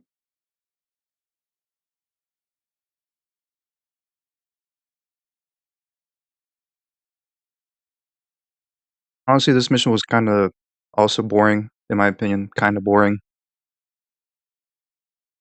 Of the more subtle things in the dialogue and all that. So I think this one also has to go into B tier. It's nothing special as a mission, but it's pretty solid nonetheless. In 55th place, I've got Polite Society Valentine Style. This one's from Chapter 2, and it's actually quite fun to have a mission with all the girls and Uncle, the parasite, and having two different choices that introduce you to the honor system. I feel like both really work well. It's also quite a short mission, but it does pack a solid amount of content into a short time without any unnecessary long rides. And Yeah, I guess while that's it true. is kind of like a tutorial mission, That's I fair. feel like it really works well on how it introduces you each things in the tutorial. So this one's also gonna have to go into B tier. Also, like, there's some like extra like dialogues or like encounters that you can meet with the inside the hotel, which is pretty cool. This is fair. In 54th place, I've got Further Questions of Female Suffrages from Chapter 3. I really like how in this mission you're kind of introduced to Sadie more as a character, What the and it fuck? kind of sets the tone for a lot of the What stuff the she fuck? gets into later, especially her being a loose cannon who hates O'Driscolls and kind of just hates all these gang members. You realize that she's really trigger happy. I mean, she shot the Lemoyne guy like immediately, will often cause a lot more trouble for everyone This else. one's okay. But This one's at fine. least she can hold her own with a gun. You also get introduced a little bit to the Lemoyne Raiders and see that they kind of think they own all of Lemoyne and want to, take a little bit of part in everything. So this one has to go into B tier. Doesn't really push the story that much forward, but it kind of sets the scene for a lot of stuff that happens later. In 53rd place, I've got Magicians for Sport from Chapter 3. Searching for Trelawney itself in this mission is kind of fun, with each step kind of reminding me of a treasure hunt, or you can, role play as a detective if you want. I don't know if you want to do that, but it is kind of a lot of Fucking horseback shot racing, him. capturing the bounty hunters. Fucking in shot his the mate. cornfields. It's really not fun at all. This is another one I kind of hate because I'm always in there, and it takes so long to catch these damn fucking bounty hunters. I hate it so much. And there's also not really that much emotional weight besides bounty hunters being on their trail, and kind of Charles and Arthur's bond is growing. And you save Trelawney, but I feel like at this point, he's not really that interesting of a character. Really? It's that boring? I guess it is kind of frustrating to find those fucking guys in the cornfields or whatever.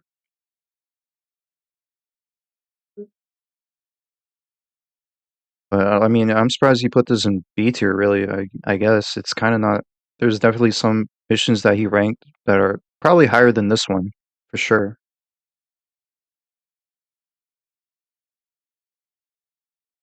I feel like Find Night with Debauchery really introduced him as a good character. So this one also has to go into B tier.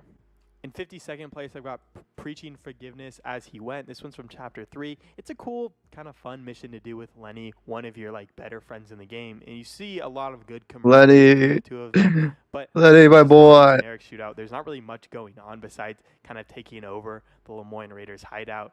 And it's just, yeah, I don't know. There's not really much going on here. It's just a pretty generic gunfight, and there's not really much advancing. There he says it.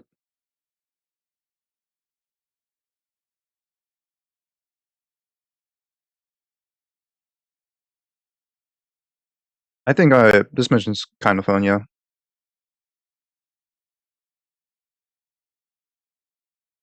I think it's fine. This mission's in B tier. It's alright.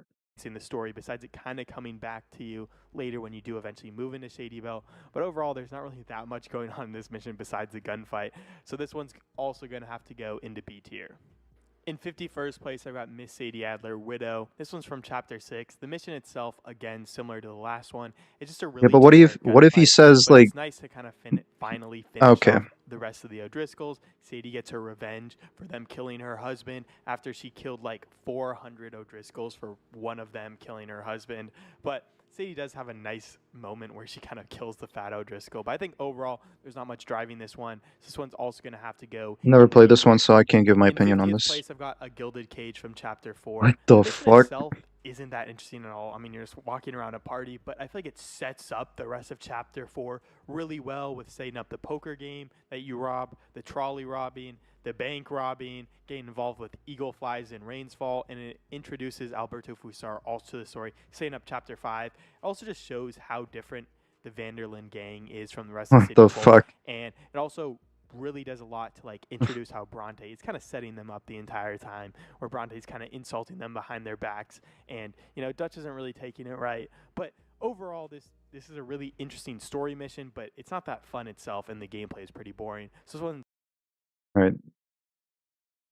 Honestly, I kind of agree with this. Like, it's a lot of dialogue, a lot of interactions, which is fine. Not every mission has to be like, oh, gunfights and all that, right? Also, you said generic, or you said boring or whatever. So I gotta take another drink.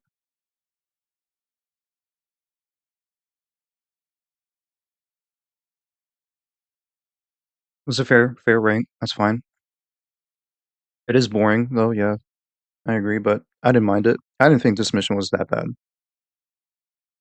Mods, yeah, this is modded. He's playing on PC. one's also going to have to go into B tier. In 49th place, I've got the New South, the starting mission for Chapter 3. I love the foreshadowing in this mission where Hosea tells Dutch he's been a little bit more wild recently, but Dutch kind of just tells him off and says, Arthur, you got to follow me. And the mission itself isn't really that interesting, but it does do a good job of setting up the Greys and Braithwaites. Also works because Dutch uses this as an intro into the Greys family while he tells Hosea to work his magic on the Braithwaite. You clearly see how the Greys own the town while the Braithwaites own the rest of the county. It's not really that interesting, but it is good to see kind of how Boring? everything else Yeah, is set I up agree. after that. And It is there kind of at boring. least a little bit more fun in the gameplay than some. I'll say this: I do like. So this one's also going to have to. Also, hold on. There is at least really that interesting, but it is good to clearly see how the Greys own the town. While the Greys family, while the county, there is at least a little bit more fun in the gameplay than some of these other missions. So this one's also going to have to go into B tier. Thought he said boring. In 48th place, I've got Angelo For a Bronte, moment. a Man of Honor from Chapter 4. I think it's a solid mission. I like the but set Gray's piece of the robbing train, and though. escaping from I'll the say law that. Isn't all that interesting, and I feel like that kind of feels separated from actually rescuing Jack back, even though like that's the whole reason they got Jack back. But I feel like they're two different things, and they don't really feel all that consequential to each other. So I don't know. It's interesting, but I do really love the Bronte scene at the beginning because he reveals his true intentions to Dutch, how he's, just doesn't like the Vanderlyn gang and just thinks they smell of shit, they do. But before realizing he can use the Vanderlyn gang to his advantage, and then he eventually turns his view into a nicer one. So this one's also going to. You guys got your here. I really like Bronte's copy and paste reasoning, ready. but it's not that interesting of a mission itself. In 47th place, I've got Spines of America from Chapter 2. I really like this mission, especially if you Really? have Hosea I trick don't know. homeowners into his little trap, looting This the houses mission, to itself me, isn't it's all kind that of a fun, little bit low in the but if you ranking, find in my them underneath opinion. the chimney, you can kind of get it over with quick. It's a pretty short mission, but I think it's pretty enjoyable while it lasts, especially when you do have Hosea trick everyone. Because if you Like, I get do really enjoy nice and done, missions it's with really Hosea, don't funny get how me he wrong, does though. it, and you can I do really like see Hosea a lot. Hosea is the scam master, and it also introduces you to the stagecoach fence, which can be very useful. And I feel like a lot of people use the stagecoach fence. And I just No, think I overall, don't. it's a pretty solid mission. It does some good introduction Only for the challenges. to Seamus himself. So I don't know. I like it, and it's also going to have to go into B tier. In 46th place, I've got Fatherhood and Other Dreams My from fucking Chapter 4. god, This is a what solid the mission. fuck? It gives you really good insight on Mary and Arthur's actual relationship, and I love how it echoes very similarly to Abigail and John's eventual trip down into Blackwater. Also gives the player a good ending to Mary and Arthur's That is relationship, ending fucking them off on good funny terms, as even if hell. it really doesn't feel like that because Mary's like, what if you come with me, Arthur? And then he's like, oh, no, I can't. But, it does give the player hope that Arthur could be with Mary. Thanksgiving is the slasher. Shut up. Alright, another Mary mission. Diagnosis pretty soon, but I don't know. I really like it. Honestly, this mission's kind of forgettable to me. Because I really don't remember what the hell happened in this mission. 35th place, I've got the full Do Not Seek Absolution mission. This one's in Chapter 6, and I think this mission is great for storytelling because Arthur got the chance to patch up probably one of his biggest mistakes in his whole life and tried to help the two people that he had hurt the most. He gave them some of his kind of last money and wanted them to live a new life away from him. And I feel like it really wraps up the whole Downs saga where, at first he ruined their life, but then he eventually kind of saves their life after ruining it. So I don't know. I really like that part. And I feel like it just works well to show Arthur's redemption as a whole, and it's going to have to go in B tier because the gameplay really holds it back. In 44th place, I've got a... Damn, the gameplay holds it back. I think I do remember that mission. I think I like that mission too. That's fair. Fisher of Men. This one actually is quite a memorable mission. I agree. I'll put this mission, even though the fishing with Jack definitely holds it back, for sure. Fishing is kind of boring, just like Jack said. Fisher of Men from Chapter 2, getting introduced to Milton, kind of feeling some of But kind of memorable because of the Milton interaction. that danger put on your back makes his mission very important in terms of the story. The actual fishing and hanging out with Jack isn't really all that interesting, but it does play a part into kind of John and Arthur's relationship and eventually liking Jack when you do play as John. So I that just breaking realized the mission up a little Jack bit is and letting fucking things get bigger talking. in this mission isn't really all that What interesting, the fuck? so it has to go into B tier. In 43rd place, I've got A Rage Unleashed from Chapter 6. This mission shows that Dutch is becoming more and more like Micah. He's using the Native Americans for his own purpose because he's leading Eagle Flies down a path that will eventually destroy the whole Wapiti tribe, similar to how Micah uses people until they're of no use. And it doesn't really matter how Micah uses them because as long as he survives, that's all he cares about. But I think the mission itself is pretty boring. You just kind of save the horses. Oh, he said it. Some army soldiers, and I just think overall it doesn't add that much to the whole story, but it does kind of kick off the whole Eagle Flies and Dutch saga, which I think is pretty interesting, and it really just shows how Dutch just doesn't care about anyone but himself at this point. In 42nd place, I've got The Delights of Van Horn from Chapter 6. I love how Micah kind of takes What Arthur's spot the here. fuck? He's the one giving out orders that Dutch gave, but I think the mission itself is really generic with a pretty boring and easy robbing of the stagecoach and a generic ride back to the camp. You can also clearly see at this point that sides are starting to divide. I don't remember this mission, so I can't give my opinion on that. As he seems to be one on of this. the only people that actually defends Micah. He's like, oh, you can't say that. You're getting soft, Morgan. And again, Micah asserts himself as Dutch's second in command and tells Arthur to help John, showing that Arthur's TB has kind of taken a hit on his confidence and Dutch's confidence in him as he's kind of allowing Micah to boss him around, even though he should be taking Arthur's side. But overall, I think this one is a B tier mission. It does add a little bit to the story, but it's not that interesting in its own right. And hanging out with Bill is always a slog. In 41st place, I've got Old Friends from Chapter 1. I like the raid on the O'Driscoll camp. It's pretty fun. No, I don't Just really like this execute mission. A bunch of O'Driscolls and get a nice raid in there. And I feel like it does build up a little bit to the end of the first chapter. I actually don't like I this think mission that is much. just way too long. It's extremely long with a lot of writing and basic exposition. And I feel like also at this point in the story, you're not really invested It is fun, in killing the O'Driscolls. but it's like So I said, feel it's like the not as prologue. It's satisfying the as some of fucking later prologue fights that where you have you're to. just gunning down O'Driscolls. But you also do get introduced to Kieran. I feel like there's a nice set of banter between Arthur and him on the ride back to camp, where Arthur's like, oh my god, we're going to do all this bad stuff to you, and kind of plays it up a little bit more than it actually is, even though they do. Oh man, do some especially bad using the things in general. carbine too. So this one has Using to the go into B tier. cattleman It's and the definitely an interesting scene, carbine, but all it's that. nothing that special. In 40th Like place, starting I've got Buffy fresh. the Peacemakers from Chapter 3. This mission is clearly seen as a bad thing by majority of the gang, but they kind of risk themselves even though they know it could be a trap. Arthur's actually pretty badass, actually escaping the O'Driscolls. I think that part of the mission is fun, but this mission clearly shows that Dutch is listening more to Micah than Jose or Arthur because his ideals are more in line with Dutch's. I just think overall this mission isn't all that fun. It's a lot of cutscenes and not a lot of actual gameplay. And I feel like when there is gameplay, besides sneaking out of the O'Driscoll's camp, it isn't all that amazing. So this one also has to go into B tier. In 39th place, I've got I mean, if that's the case, honestly, that mission would have been like C tier. Honestly, if I'm honest, or maybe D tier even. Americans at Rest. I definitely love this mission because of the bar fights. I wish there was like they would have. There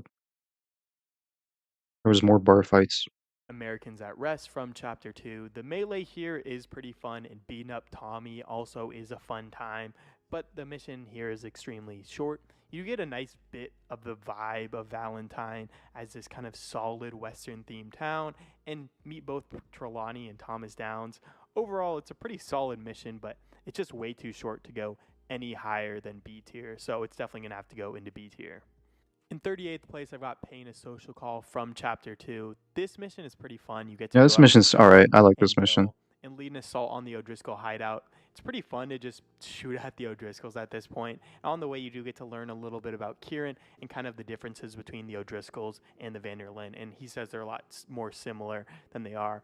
But I don't think this mission's all that interesting. It does drag on a little bit during the ride there, and the mission itself when you actually get to shoot things. It's like I feel like that's pretty short. I would And put there's not this in really like much C to tier. build on there. So I think this one also has to go into B tier. It's just a pretty generic gunfight with Oh, you at said least it. a little bit of an actual mission. In 37th place, I've got American Fathers from Chapter 4. I like this mission a lot. Working with Eagle Flies for the first time is pretty fun, and I feel like both Really? him and I would Arthur put this work mission well in like. together. The stealth portion of the mission is also Actually, pretty nah, cool. nah. I like the set I piece. I listened like to the where set you can piece actually when sneak out of the oil like the factory oil rig without getting blows noticed, up. and the showdown isn't all that interesting because you can I'll put literally this at get B run tier. by I all these agree. bullets. But I do really like the part when the actual oil This was explosion kind of goes off. fun. I feel like that's probably one of the most interesting and fun parts of the mission. Like, I know they wanted that to go down, but I feel like why couldn't you just sneak out and be like, oh, Eagle Flies, let's blow up everything. So I feel like that could have been a little better. But either way, this is still a solid mission, and getting to know Eagle Flies is pretty cool. So this one's definitely gonna have to go into B tier. In 36th place, I got Hell Hath No Fury from Chapter 5. This mission feels like a really good send-off for. Honestly, I think this is definitely one of the. If I were to rate the Gorm missions, this is definitely the best one out of all of them. Because you fucking like take down a Navy ship. The Guarma chapter as a whole. While there's little character development from anyone, I love the gunfight. I just think using the cannon and going against the huge warship is probably one of the best interesting Warship, I the mean, most my bad. interesting part of the game. Even if it doesn't really feel like that same Red Dead Redemption part, it just feels like the most grand part of the entire So game. why is this And I quality think it's so probably one bad? of the most interesting parts. So this one's also gonna have to 1080p. go into B tier. That warship and the gunfight there is just the best part easily. A tier, I agree. 35th That's place, fine. I've got Fleeting Joy from Chapter 5. This mission is pretty great. It shows some great development from Sadie, turning her into one of the gun-slinging men in the gang, but I feel like with a little bit Oh yeah, this more mission. I compassion. like this Also mission love for sure. the fact that this mission This one's kind fun of too. catches you off guard as you expect at least a little bit more peace and quiet before going on into another fight. The fight itself is pretty generic, and even though you do get on that Maxim gun, that Gatling gun, and shoot everyone up, and like I feel like that part is fun, the rest of the mission is just pretty generic. I agree. This one's A There's tier. not that much development from anyone other than Sadie in this mission, so this one's also going to have to go into A tier. In 34th place, I got A Fork in the Road from Chapter 5. This mission really shows how dire Arthur's situation is because you kind of know he's sick at this point, but the fact I mean, that this one's he's just literally there. collapsing This in the one, I middle of can't the say street it's really makes that condition take a drink if you didn't. apparent, How he and said you kinda something? He realize said that he has boring? tuberculosis, and it's gonna He said die boring from or it. generic? So while this mission is extremely impactful for the story and really turns Arthur into the good man he is by the end of the game, the mission itself is really short and kind of uninteresting from a game perspective. But because this is the moment that really changes Arthur and flips him as a character, I feel like this one has to go in A tier no matter what. Okay, well there you have it. He put in A tier.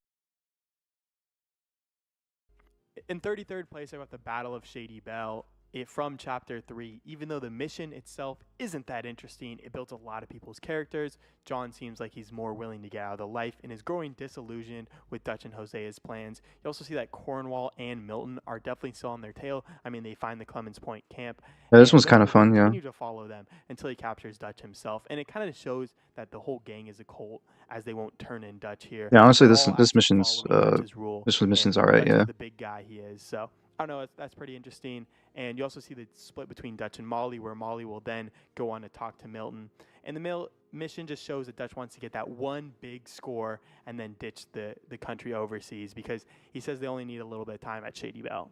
In 32nd place, I've got The First Shall Be the Last from Chapter 2. This mission is pretty fun. You get a nice Trelawney Con of the bounty hunters, and then you get a nice assault up through the canyon. Javier and Charles are both some solid characters in this mission, and they have a nice dynamic between the two of them. I wouldn't put this mission in A tier. Meet and rescue Sean, the most charismatic member of the game, and I feel like this really kind of turns a point where they start doing bigger and better stuff with Sean back here. I just love Sean's character as a whole, and I feel like when you actually do rescue him, you're like, oh my god, this guy's one of the best members of the entire gang, and he's been missing this entire time. Now I can't imagine a time where you don't have Sean. So I don't know. I really love this mission, and I just love Sean as a character. So this one's definitely going to have to go into A tier. In 31st place, I've got Archaeology for Beginners from Chapter 6. This one has great development on Arthur as a character, as Arthur sees rain falls not as a weak man like Eagle Flies does, but as a strong leader doing the best for his tribe.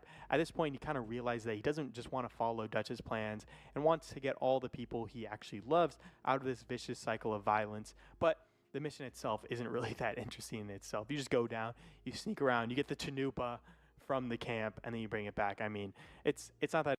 Yeah, I feel like he's changing criterias now. I don't know.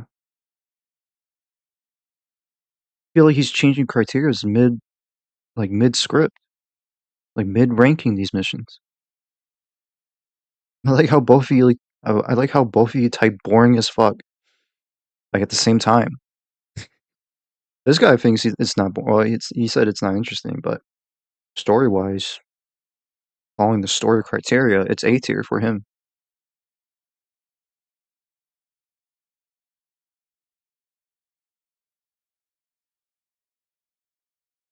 That interesting there, but I feel like the fact that it has a very big impact on Arthur as a character really has to put it into this A tier bracket.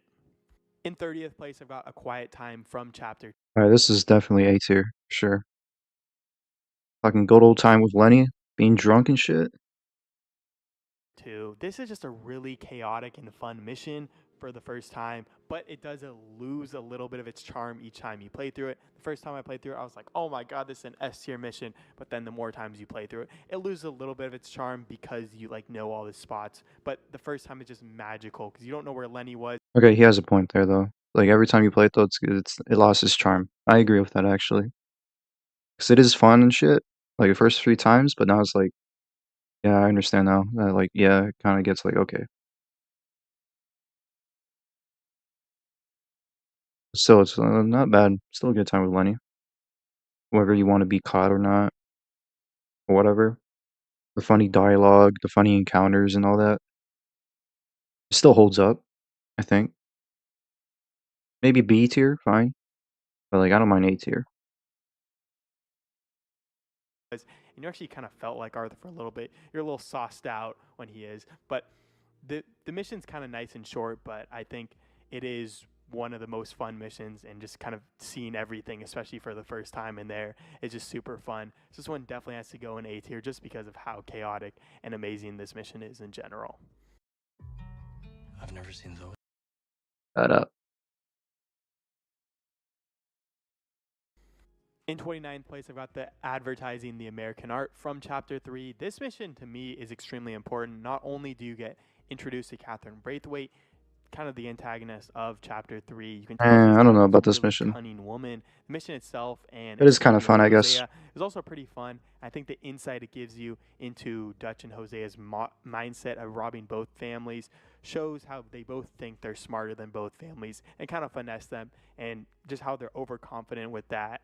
It also shows the slow downfall of Dutch as money becomes the only thing on his mind, and all he cares about is money and getting out of, the country as a whole. So I don't know, this one shows a lot of stuff, and I think it definitely has to go into A tier. I also just love the like stupid brother that Arthur plays here because it's really funny.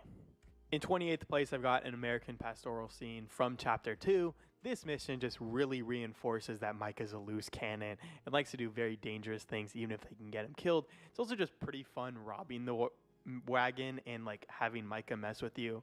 I feel like people really underrate how like funny of a character Micah is because he just always is trolling Arthur. And I mean, while you play as Arthur, the character, it's like you don't really want to get trolled by Micah, but Micah's just so funny. I wouldn't put this mission in A tier, in my opinion. With the O'Driscolls to protect the money. Also, Maybe I'll put this mission in like B tier. And how like powerful they are, and how powerful just Micah and Arthur as gunslingers because they fight them all off.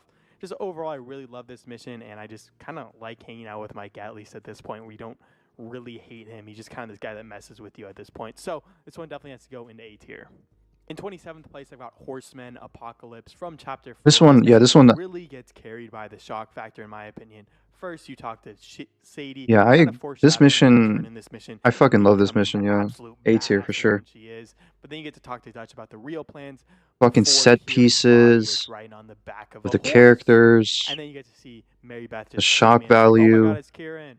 And then I just love how the game totally subverts your expectations before the gunfights of just like rotating around the house, inside the house, like moving around and shit, instead of like staying in the same spot and shit, and like generic gunfighters, all that.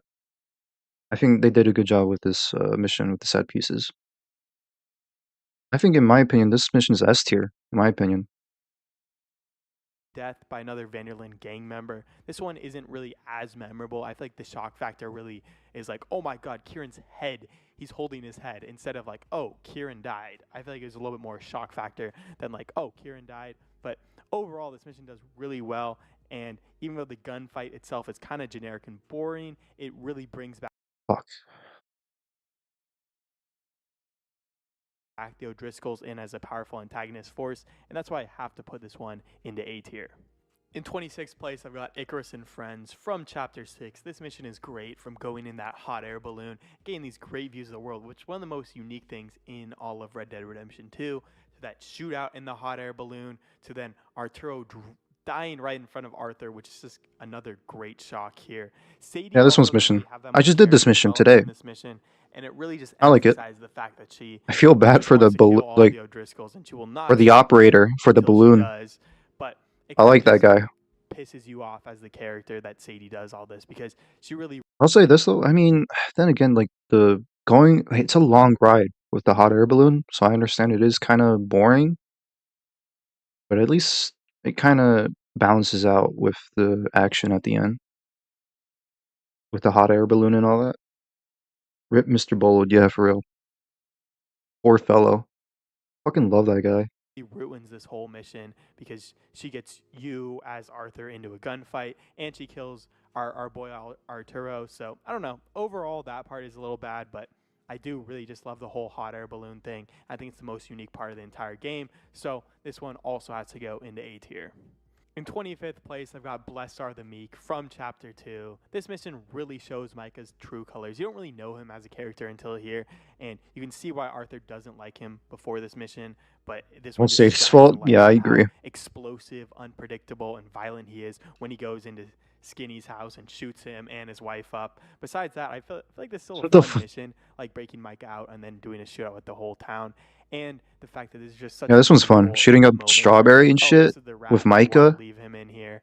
And Prison I feel like Break and this all is that. Yeah, you this wish one's you could definitely throw A him in tier there, for but I sure. mean, of course, the game doesn't want you to do that because they want to play you this amazing story. Just overall, I feel like this is just a great mission because John breaking it's Arthur one out, you love to hate, shooting but at the Micah. same time, it's also a pretty fun mission in its own right. So this one definitely has to go Canon into A mission. tier. In 24th place, I've got Pouring Forth Oil True story.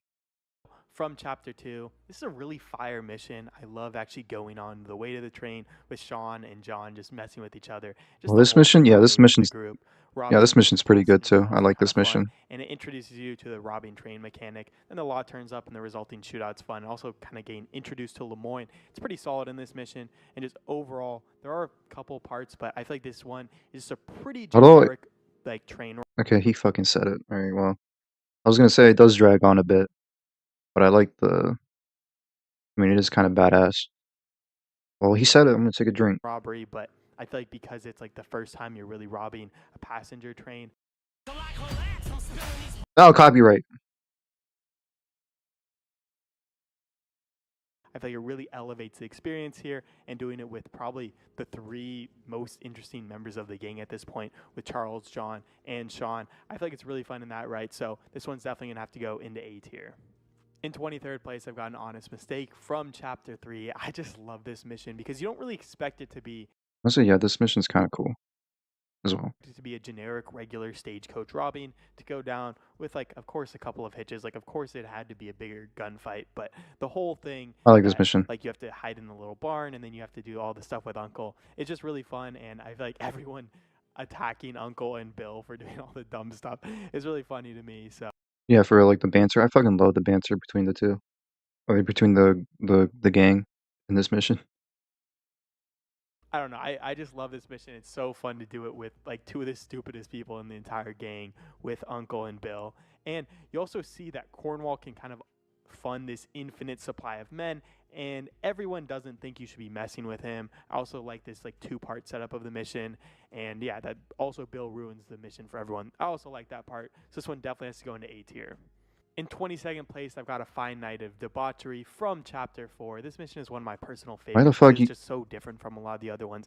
I love the cheating aspect during poker, and I wish there's either one of these high-stake poker He has a games sawed-off shotgun on the poker of table. it two things which are in Red Dead Redemption. This mission's One, kind doing of the mission with Trelawney and his usual shenanigans. It's also pretty fun. kind of I feel like all right. overall this has to be one of the best missions, just gameplay wise. But there's really no development of any of the characters, so it has to go a little lower. But I just think overall it's pretty fun, and you just get a nice, like, fun gameplay mission to do. So this one definitely has to go into A tier for me. In 21st place, I got The Fine Art of Conversation from Chapter 6. It's a solid ending for Trelawney. You can go back to his family and have a solid goodbye from Arthur. The mission itself is pretty generic, but I like how Arthur overhears the people Oh, you talking said about it. Captain Monroe. It's also kind of funny that Arthur and Charles just kind of solo an entire army regiment. I feel like they should just be destroying everyone here. But at the end of the mission, you also either have a great conversation with Sister Calderon about who Arthur should be in life, or a good conversation with Reverend Swanson about saving the people he loves. Either way, this mission has some great development for Arthur. It shows how hopeless the situation is between the army and the Wapiti. So I think this one definitely has to go into A tier. I just love the development between I agree with Arthur and this. Sister I think this is a Calderon, or memorable. Arthur and Reverend Swanson. It's a It shows memorable Reverend moment. Swanson is It's a kind of memorable mid-up mission back, in and the it's entire one game, of the really. better things here. In 20th place, I've got the Bridge to Nowhere from Chapter 6. The mission itself is pretty generic and boring, but the Fuck, why, dude? Could you say like any like synonyms to boring and generic? Like, there's other words that you could use besides boring, and other words to use besides generic. You know, I don't know. So I think this mission's not that bad. It's a mission with John and shit, like blow up a fucking bridge or whatever.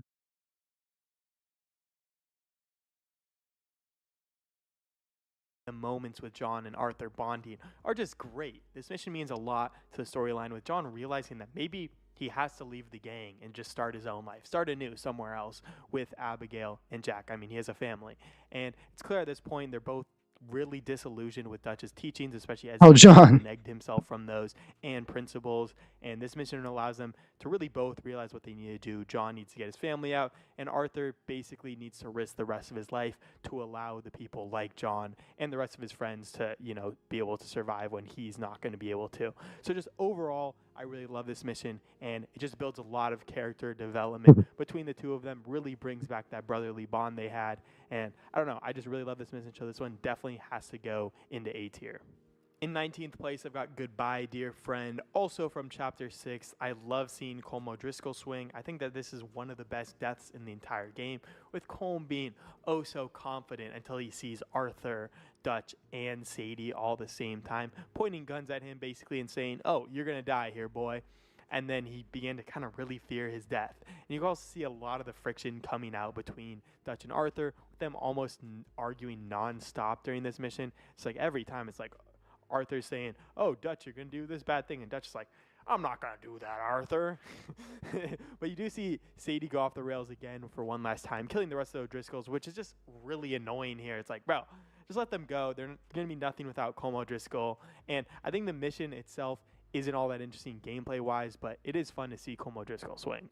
In 18th place, I've got Favored Sons, also from Chapter 6. This mission is really one that shows Dutch's character as a whole. At this point, he's kind of latched on to Micah's philosophy of being a survivor. He doesn't care about ego fly. What the fuck is this fucking ad? Or any of the other Native Americans' well-beings, and he doesn't even really care about Arthur's that much. Like, he clearly does, but he also wants to use Arthur, to do all these things and help everyone get to Tahiti at this point, even though that's really not his plan. But the mission itself isn't all that interesting, and with a generic gunfight against the army, but there is a really cool scene where they're backed off against a cliff, and I think it's a really interesting mission because the last time Dutch and Arthur really team up, I think it has an interesting way to end with Dutch rescuing Arthur from the water after he kind of got them both into that bad situation, because he kept on wanting to loot these army men when they didn't have anything. So this one definitely has to go in A tier. Love this mission.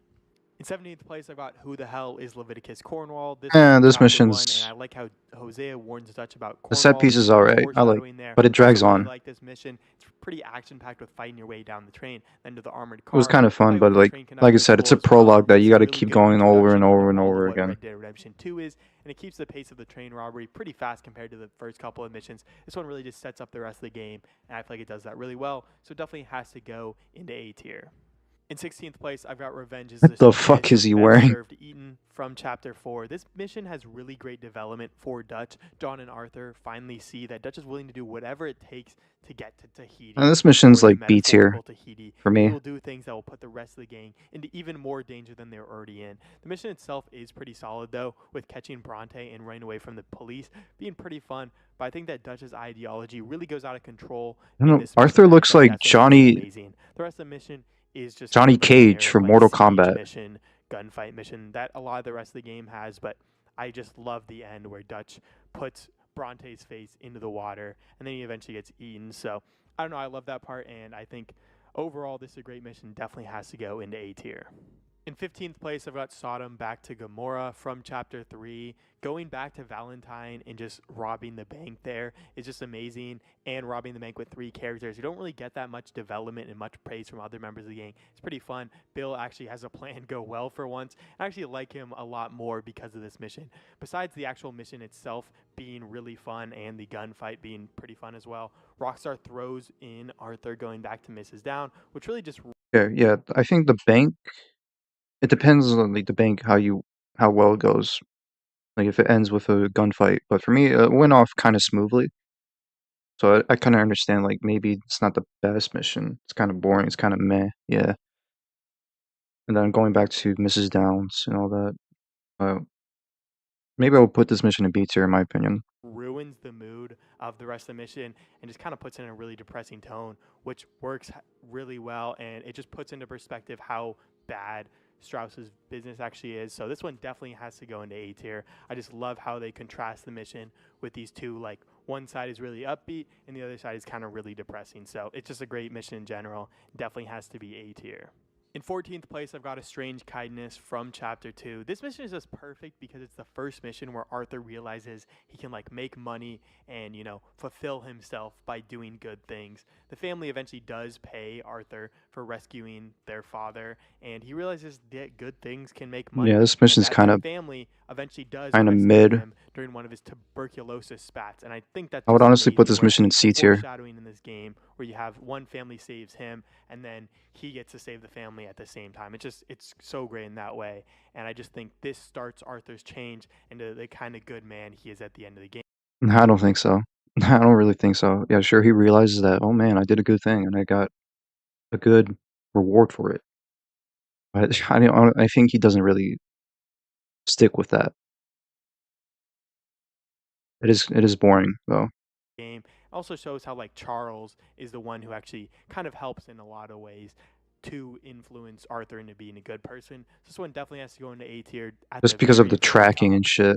In 13th place, I've got Urban Pleasures from Chapter 4. This mission really puts Dutch in his place. Dutch thinks he's the big guy in town, and Bronte kicks him down a Alright, this notch, one's kind of forces fun. Dutch's hand to try and kill Bronte to eventually regain back his honor. This one's Besides fun. that, this mission is really fun. You get to rob the station, have a really interesting shootout on the trolley, try to find a way out of Saint Denis, and then you have another shootout on the wagon. And I think there's also some great foreshadowing at the end of the mission where Arthur kind of doubts Hosea's plan to rob the bank, and then Dutch is like, now's the best time to rob the bank. It really does some nice foreshadowing on how that's definitely going to go wrong because there's going to be so many more people there. But I think just overall, there's so many unique things in this mission, and the fact that there's like 4 different parts to it has to put it in the bottom of S tier. S tier? Really? Yeah, I guess so. That's fair, I guess. In 12th place, I've got The Fine Joys of Alright, yeah, this one is definitely S tier. Tobacco from Chapter 3. I love this mission. You really get to see Sean on full display with all of his wit, which makes his... Although, maybe it kind of drags on for a bit in the middle of it, like sneaking around and shit. But still, I love the, like, setting fire to the tobacco fields. fighting in the fire and shit. death in the next couple of missions, even more shocking when you finally get to it. You also can see Hosea trying to butter up Catherine Braithwaite, and when it seems like it works, it kind of shows that Hosea and Dutch were a little bit over their heads in on this one. And I just love the whole atmosphere of burning down the tobacco fields. Just amazing with all the fire going on. It's just probably the best atmosphere in the entire game. And I think Yep. this mission is one of the most consequential in the game, as it really sets up the ambush on Sean and the Greys, and really sets up the entire, like, all the Vanderlyn gang members are dying during the game. I think the assault during the mission is also just amazing, as I think there's just a great setting. So overall, this has to be one of the best missions, and I just love the beautiful atmosphere of the entire thing, and it definitely has to go into S tier. In 11th place, I've got Visiting Hours from Chapter 6. I love the shootout during this mission, going from trying to negotiate John's release into a backtracking shootout off the island. It's pretty fun, and finally rescuing the third most important character in the entire game, and John and Arthur's banter just makes Third important. Damn, John. this mission great. The ride back may even be my favorite part, with just Arthur explaining all the troubles to John, and John not even understanding how that actually happened, because it's just so crazy that all these things happen in such a short time. And then the end of the mission really works to show Dutch's characters. He's finally breaking the morality of no man left behind, and didn't want to rescue John until it actually fit his plan. Also, Dutch saying that's going to bring more law down on them shows that he's a hypocrite, because in the very next mission he kills Cornwall. So overall, this mission just amazing, and has to go into S tier. In 10th place, I've got A Simple Social Call from Chapter 6. This mission shows how far Dutch has gone off the rails, thinking that Cornwall would even think about letting them go after all the time and money he poured into the Pinkertons trying to get them killed. The show is also pretty solid, progressing throughout the town of Annesburg, eventually going on horseback back towards their camp. And the mission also shows that Micah has replaced Arthur as Dutch's second man, with Micah and Dutch formulating the plan to get them out, and Arthur kind of taking orders from Micah. I just think overall this one works really well. And while killing Cornwall in this way might be a little annoying, I feel like it is nice to, like, finally wrap up the loose end of Cornwall. And even while the Pinkertons are still chasing after you, you kind of wrap up the ending with Cornwall. So it's pretty solid. And I think this one definitely has to go into S tier. I just really love this mission, and I really love the fact that it shows how far Dutch has gone off the rails. In 9th place, it has to be Our Best Selves from Chapter 6. I love the bond between John and Arthur, and how they're excited to go for that one last train, as long as John and his family can get out of the gang safely. The mission itself is just kind of a pretty standard train heist. While those are pretty fun, there are just a little bit more theatrics that, like, put them over the other ones, with the Gatling gun and the carriage on fire, so that makes it a little bit more interesting than some of the other ones. John's fake death is pretty sad on the first time, because, like, this is one of the biggest characters in the game, and you kind of wanted to get him out safely, but on multiple replays, it kind of loses that same shock value and sadness value. It just proves that Dutch is following Micah's ideology of just being a survivor, Black Lung. It's also just a real warm-up before the big ending with Red Dead Redemption, and I feel like because of that, it can't be that much higher, but it definitely is still an S tier mission. In 8th place, it has to be A Short Walk in a Pretty Town from Chapter 3. This mission, yeah. I feel like it really sets off the whole game. Like, the It's whole fucking game doesn't sad, have but any stakes until fucking this shooting mission. up After proving roads Braithwaite's and killing the doesn't sheriffs. work, they really need to move on to these bigger and better targets in Saint Denis, and they really need to keep going after those bigger targets. And this mission also starts the real rift between Micah and Arthur and Bill. As you can tell, this is really where Arthur realized Micah doesn't care who dies as long as he's still alive. And you also see that Arthur gets mad at Bill, which kind of pushes him towards Micah's side. And the mission itself is also pretty fun. And the ending where Arthur looks back on Sean is always sad, because he realizes there are probably a lot more people that died. And, you know, while he was like an older brother to Sean, and Sean was like an annoying little brother, they really did have a nice deep bond. And it's, you know, always sad to see one of your friends die. And Arthur kind of realized that there's going to be a lot more friends that would die if he doesn't, you know, kind of shape it up after here. So this one definitely has to go into S tier. I just love this mission. In 7th place, I've got That's Murphy Country from Chapter 5. Arthur I did this, but I gotta redo this mission again. In this mission, especially when you go on the canoe, which takes a lot of time. You also get a solid shootout with the Murphy Brood, with a great soundtrack in the cave. This one's okay. In the cave, Honestly, this wasn't that. Location. It's really nice when you. Honestly, this is not S tier for me. Location. And then returning the honestly, this would be really B tier. Arthur's good side. It kind of foreshadows how he'll save the Downs after he sees Edith being a prostitute in Annesburg, and all kind of ends off with this big bang when Molly comes in, spilling her guts about ratting. And I just love because when Molly actually dies, it doesn't really show Dutch's turn because there have been other traitors, and Miss Grimshaw is the one who actually kills her. But the fact that Molly does die there means that the gang is kind of turning on itself, and there's a lot of character development with that because the gang just overall is turning on itself, and eventually it's going to have to stop. And clearly this shows like the downfall of the whole gang. So this one definitely has to go in S tier. I just love this mission. In 6th place, it has to be the King's Son. This one's also from Chapter 6, and this mission just has one of the best atmospheres in the entire game, with the rain pouring down on Arthur and Charles, and Arthur kind of finally revealing himself to Charles that he's going to die soon, and Charles being like, no, you're not. And then he's like, okay, at least if you do know you're going to die, do something, help some people out, because you only have a certain amount of time left. At least you know that other people don't. And I just love that part. And just the whole gameplay of this mission is also amazing, where you have a nice sneak into the fort before fighting your way out of the fort, and then starting that horseback gunfight, which is pretty generic at this point, and then finally the canoe gunfight, which is really fun, especially when you fight back against the other people. I also love the fact that Arthur risked the little last bit of his life to save Eagle Flies for Rains Fall in this mission, and then for it to be the exact opposite way in the next mission, even though Arthur doesn't really live long after that. So this one definitely also has to He said it? S Fuck. tier.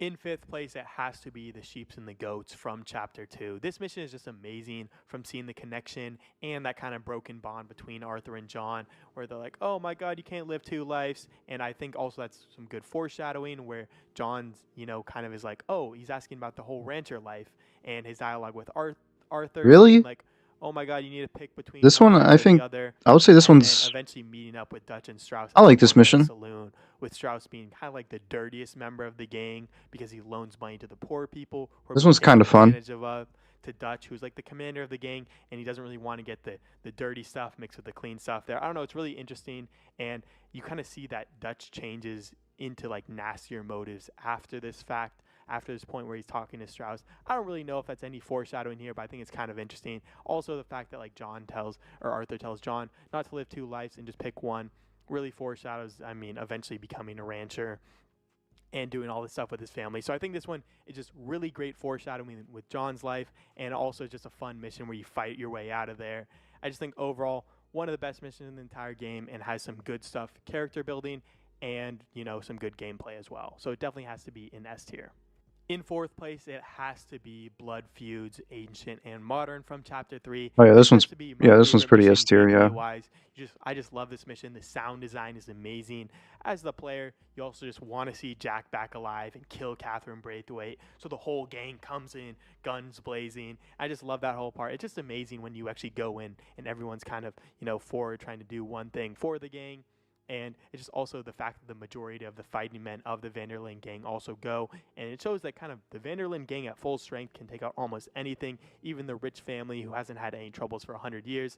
It's also a good turning point where their initial mistakes in Valentine's and Rhodes have kind of caught up to them and spiraled out of control because they've, killed the whole Braithwaite family. They've done a lot of bad things to Cornwall, and just all their mistakes are kind of piling up at this point. And I just think it's really great.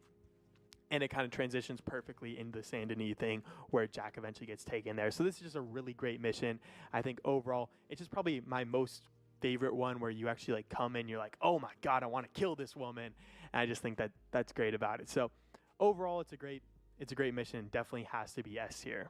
In 3rd place, it has to be Banking in American Art from Chapter 4. Oh yeah, this one's is S one of the tier. best in the entire game. It has everything. Starting off Very with John spreading his impactful doubt, mission. John spreading his doubt like normal, being a kind of Debbie Downer. Everyone else is kind of happy though because Dutch has a plan. They're getting the money and then going to Tahiti, and then just all goes wrong. The distraction works well, but Jose is caught. When the gang gets the money, Jose is shot right in front of them, resulting in probably the saddest death in the entire gang. You see the guy that is like really a father figure to Arthur getting gunned down right in front of him, and like Dutch's best friend gets gunned down right in front of him. Oh, Letty, So no. turns into this bad guy after that.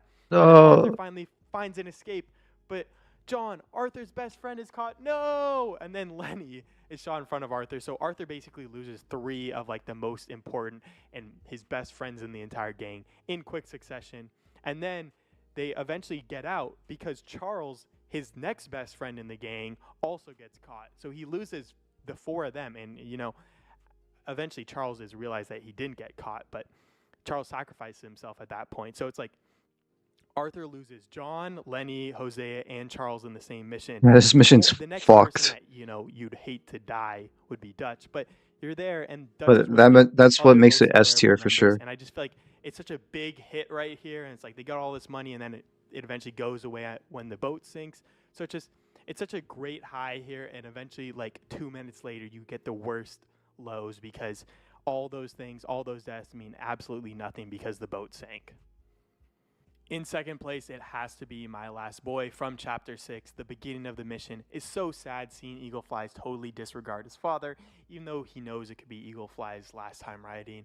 I love how you've seen the lines that are drawn with Bill and Javier being on Dutch's side, while Sadie and John are clearly against him. The fight scene is amazing with great music, and I love the movement and transition within the mission, from fighting on the plains to the bridges to the town and then in the factory itself. It kind of just all works amazingly, and you have some nice flow throughout the entire mission for the gunfight. And then getting the money that Dutch sacrificed hundreds of people to get, only for it to be like $1,000, I think. And then you see Dutch leaving Arthur because at this point he's really fallen for that same Micah, I'm a survivor, black lung ideology. And then Eagle Flies his sacrifice, especially after Dutch used him, is so sad to see. And then him dying in his father's arm always saddens me. Overall, this is just an amazing mission with so much depth, and there's just such great gameplay and like the foreshadowing. You see how Dutch has become like basically Micah at this point, and you see Eagle Flies dying after the fact that, I don't know, it's just overall the great mission, and you see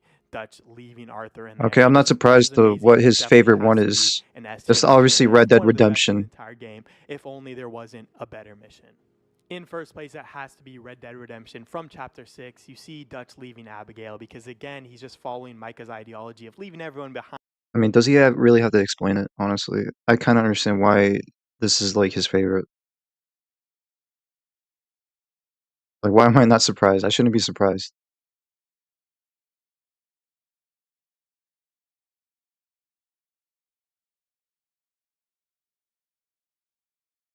But I do agree, nonetheless, like, I think Red Dead Redemption is definitely the best missions up there, for sure, S tier.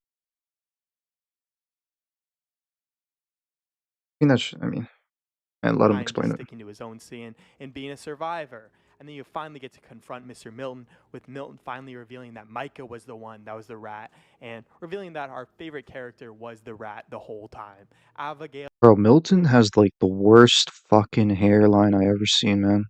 What kind of haircut is that? The badass woman she is, gets the final blow, securing her and John's freedom by her own hand. And I love the fights throughout the mission. While What is the best, Red Dead Redemption or American Venom? That reminds me, he never did the John's missions at all. He never did John's, he didn't rank John's missions. I just realized that. But that's also a tough question, like Red Dead Redemption or American Venom? That is actually interesting. That is a tough question to answer. I think, oof. I think maybe for me, it has to be American Venom, for sure.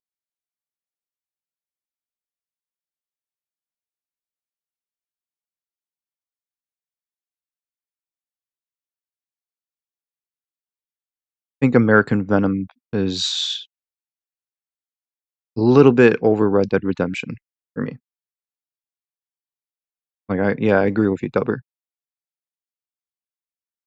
Amazing emotional vulnerability throughout it, and they all work amazingly. There's a great song. Nonetheless, they're both great S tier Get missions. to relive some of your past experiences with Arthur right at the end of the game. Then you get to see how Micah has taken Dutch's spot as the pseudo leader of the camp. And you also get to see John come back and everyone else turn against the two of them except Miss Grimshaw, who's finally shot by Arthur. And then Arthur gets an amazing emotional goodbye with his horse, who finally dies right in front of him. You see some amazing scenes with John and Arthur, with Arthur helping John out and giving his hat to John, symbolizing the transfer of his life to John. Then you get a nice fun fight with Micah to end the game.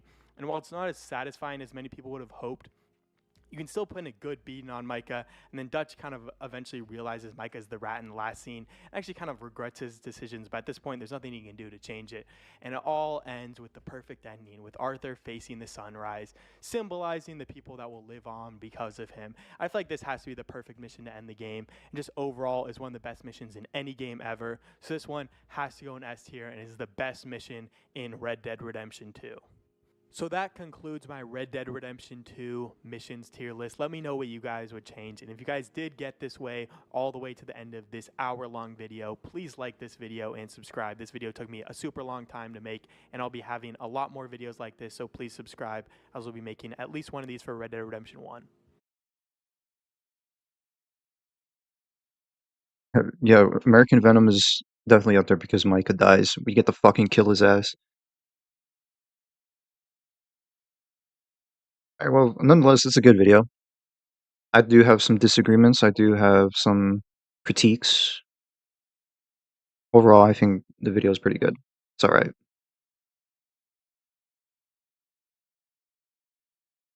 And 1 month ago.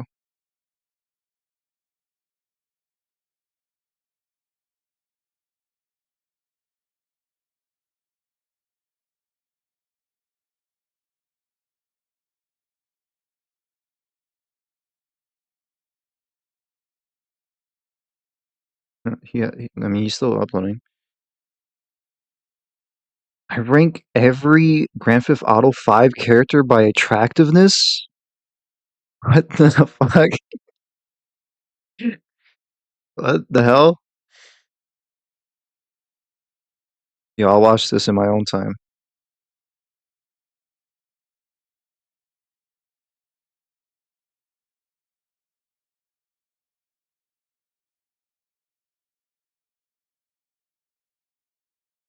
I ranked every Red Dead Redemption 2 ending. There's like 2 ending, or okay, I guess he's talking about the multiple endings.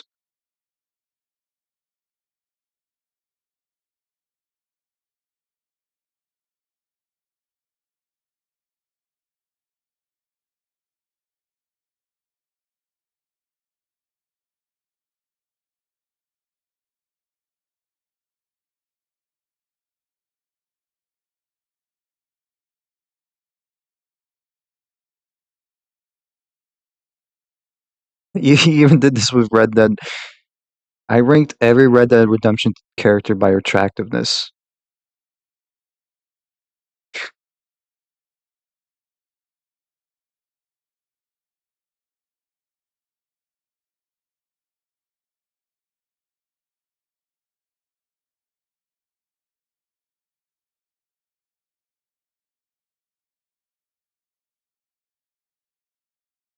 Listen, I think I already know who's S tier, right?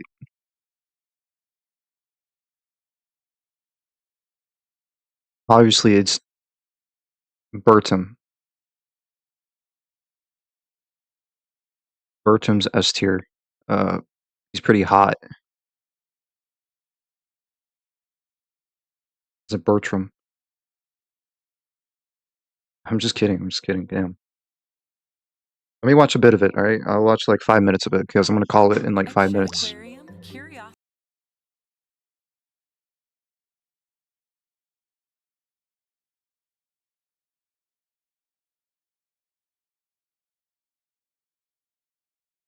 Javier's probably F? I mean, if you're talking about Javier in Red Dead Redemption 1, then yeah, he's pretty F, but here in Red Dead Redemption 2, he had a glow up. Like, he's better looking than Red Dead Redemption 1, for sure.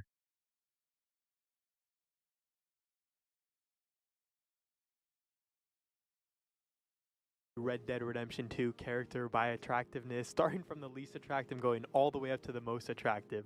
95% I would give Javier an A tier.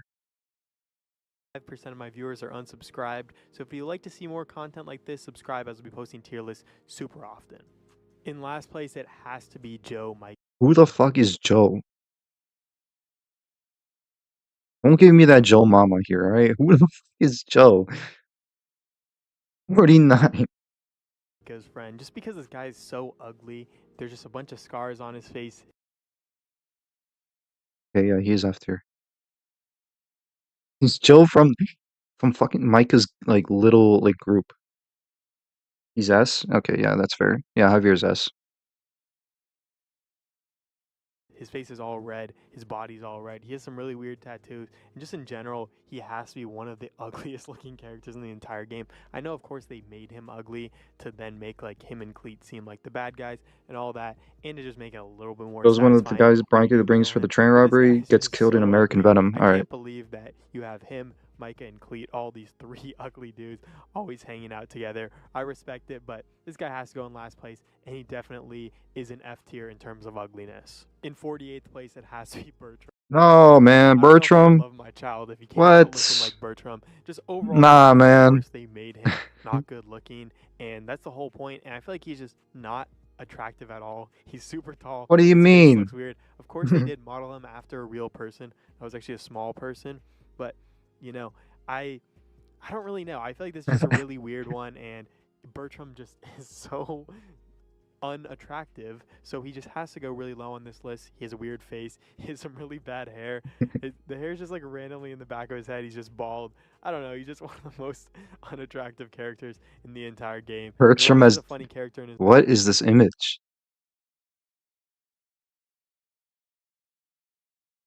That is cursed image right there. Hold on, I'll be right back. I'll be back in a minute.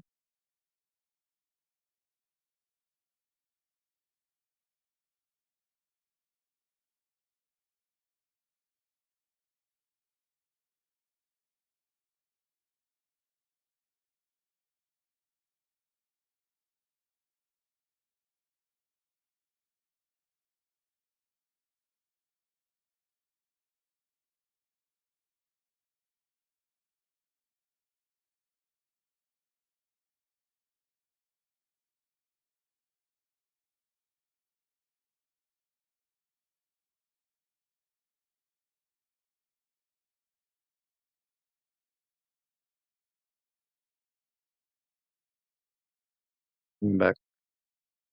Oh man, I kind of want to go for like one more hour, honestly. Like, I kind of want to keep going, but I know like Dubber has to leave like 11:30. It's that time.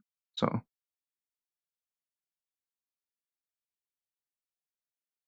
kind of wanted to keep going, but here, let me just his own right. let me He's just continue. not Let me attractive at continue all, for a and bit. I don't Continue know, for a and bit. I don't know if you could ever find this guy attractive. So he also has to go into F tier in terms of attractiveness. In 47th place, it's Oh, why is it glitching so hard?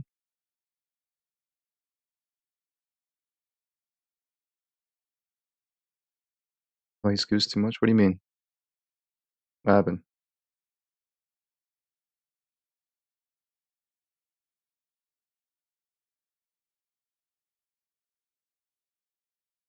Everything good?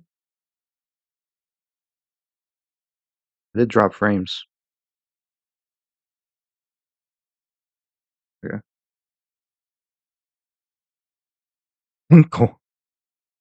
I mean, attractiveness, look, looks, right, looks doesn't have to be, it doesn't have to be all looks, alright? I think charismatic personality is also part of attractiveness.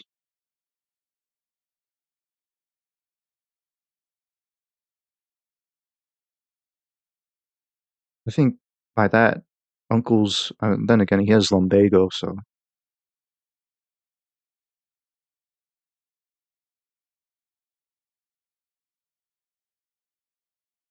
Uncle. Uncle actually isn't that bad looking when he kind of wears his hat. Like, he definitely is, ugly, but he doesn't look that bad. And then when he takes off his hat, you see the really big bald spot that just looks...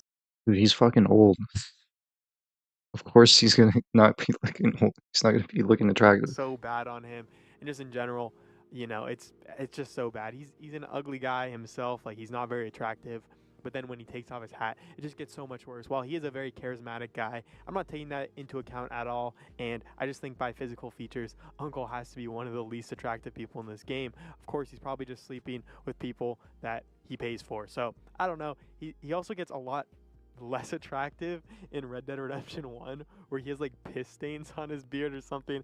I don't know, it's so funny because he continues to get less and less attractive as the game goes on, as he ages, but it's like so much worse every time. So he also definitely has to go into F tier. Uncle is so unattractive. In 46th place, I've got Cleet. Oh, okay, first of all, Cleet could go fuck himself, alright? Joe and Cleet could go fucking bottom of F tier. Also, you fucking calling me like old? I'm 21, right? But alcoholic? I'm not getting there yet. And this song hits hard. I've been listening for an hour straight. I'm not tired of it. Still listening to that GD music in the background. All right, here, Dubber, I got a question for you. Should I call it, or do you mind? I mean, you can leave if you want. I mean, I can still keep watching this.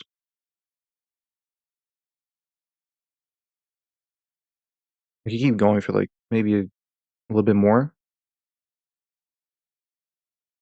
And then again, I don't want you to. If you need to sleep, then that's all right. You think I'll leave? All right.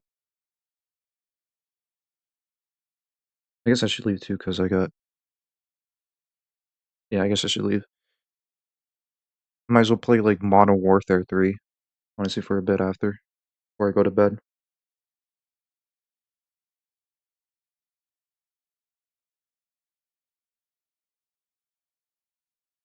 Do a reaction to the song first, pretty please?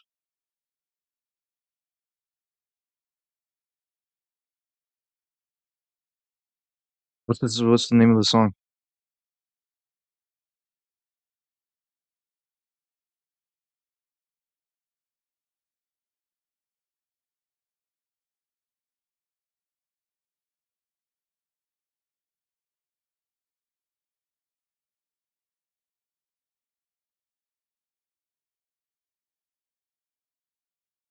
It's like a minute long in GD version.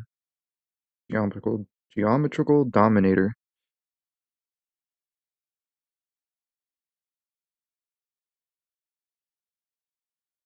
Let's see, Geometrical Dominator.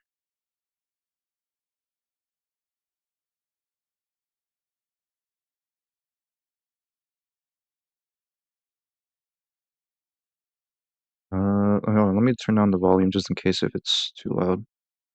Just in case. It is music after all.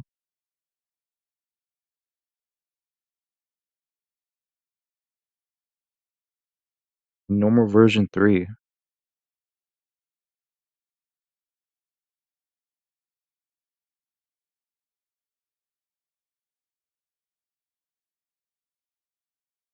And it's like 8 years ago, this song.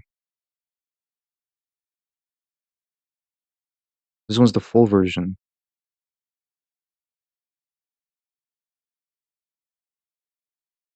I'll listen to the GD version.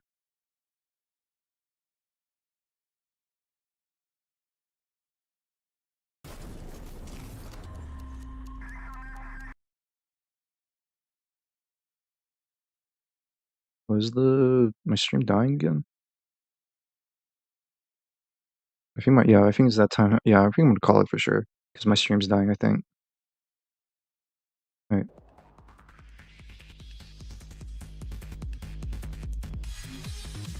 Let me know if it's too loud or too low.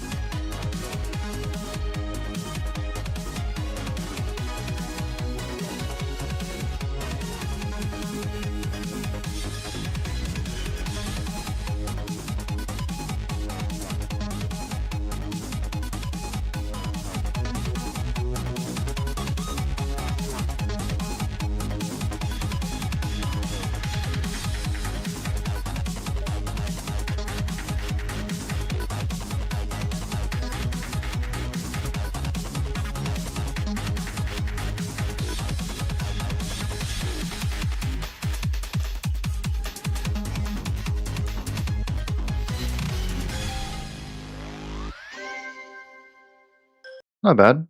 I like it. It's like one of those songs that you would put in like a playlist of like soundtracks of video games or gaming in general.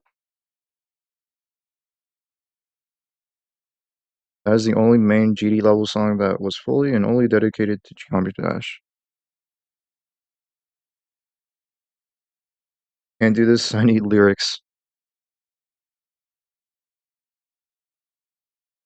Alright, well, I like it, I don't mind it. It's like 8 years old, by the way. It's like 8 years.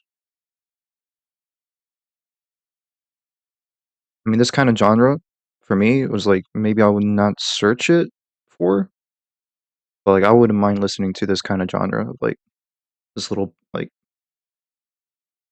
retro, like, 8-bit music or whatever. Alright, that'll be it. Alright.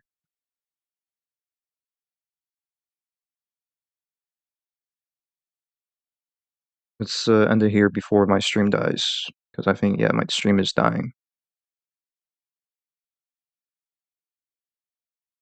Okay.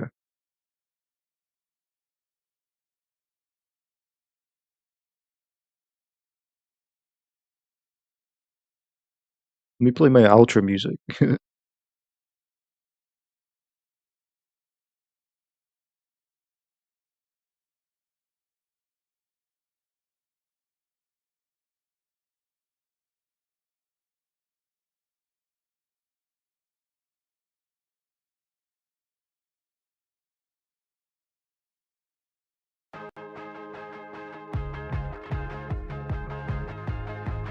Alright.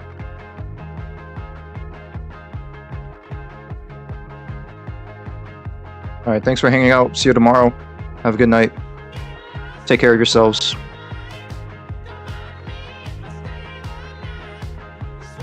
Much love. Stay blessed. Bye bye bye.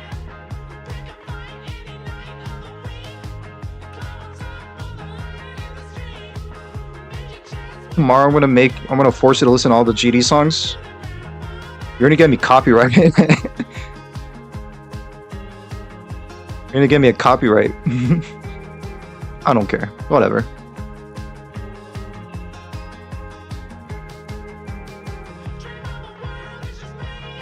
Alright. What is this music that's playing? My outro. It's in my playlist, so it's whatever. Alright, I gotta go. Bye bye bye.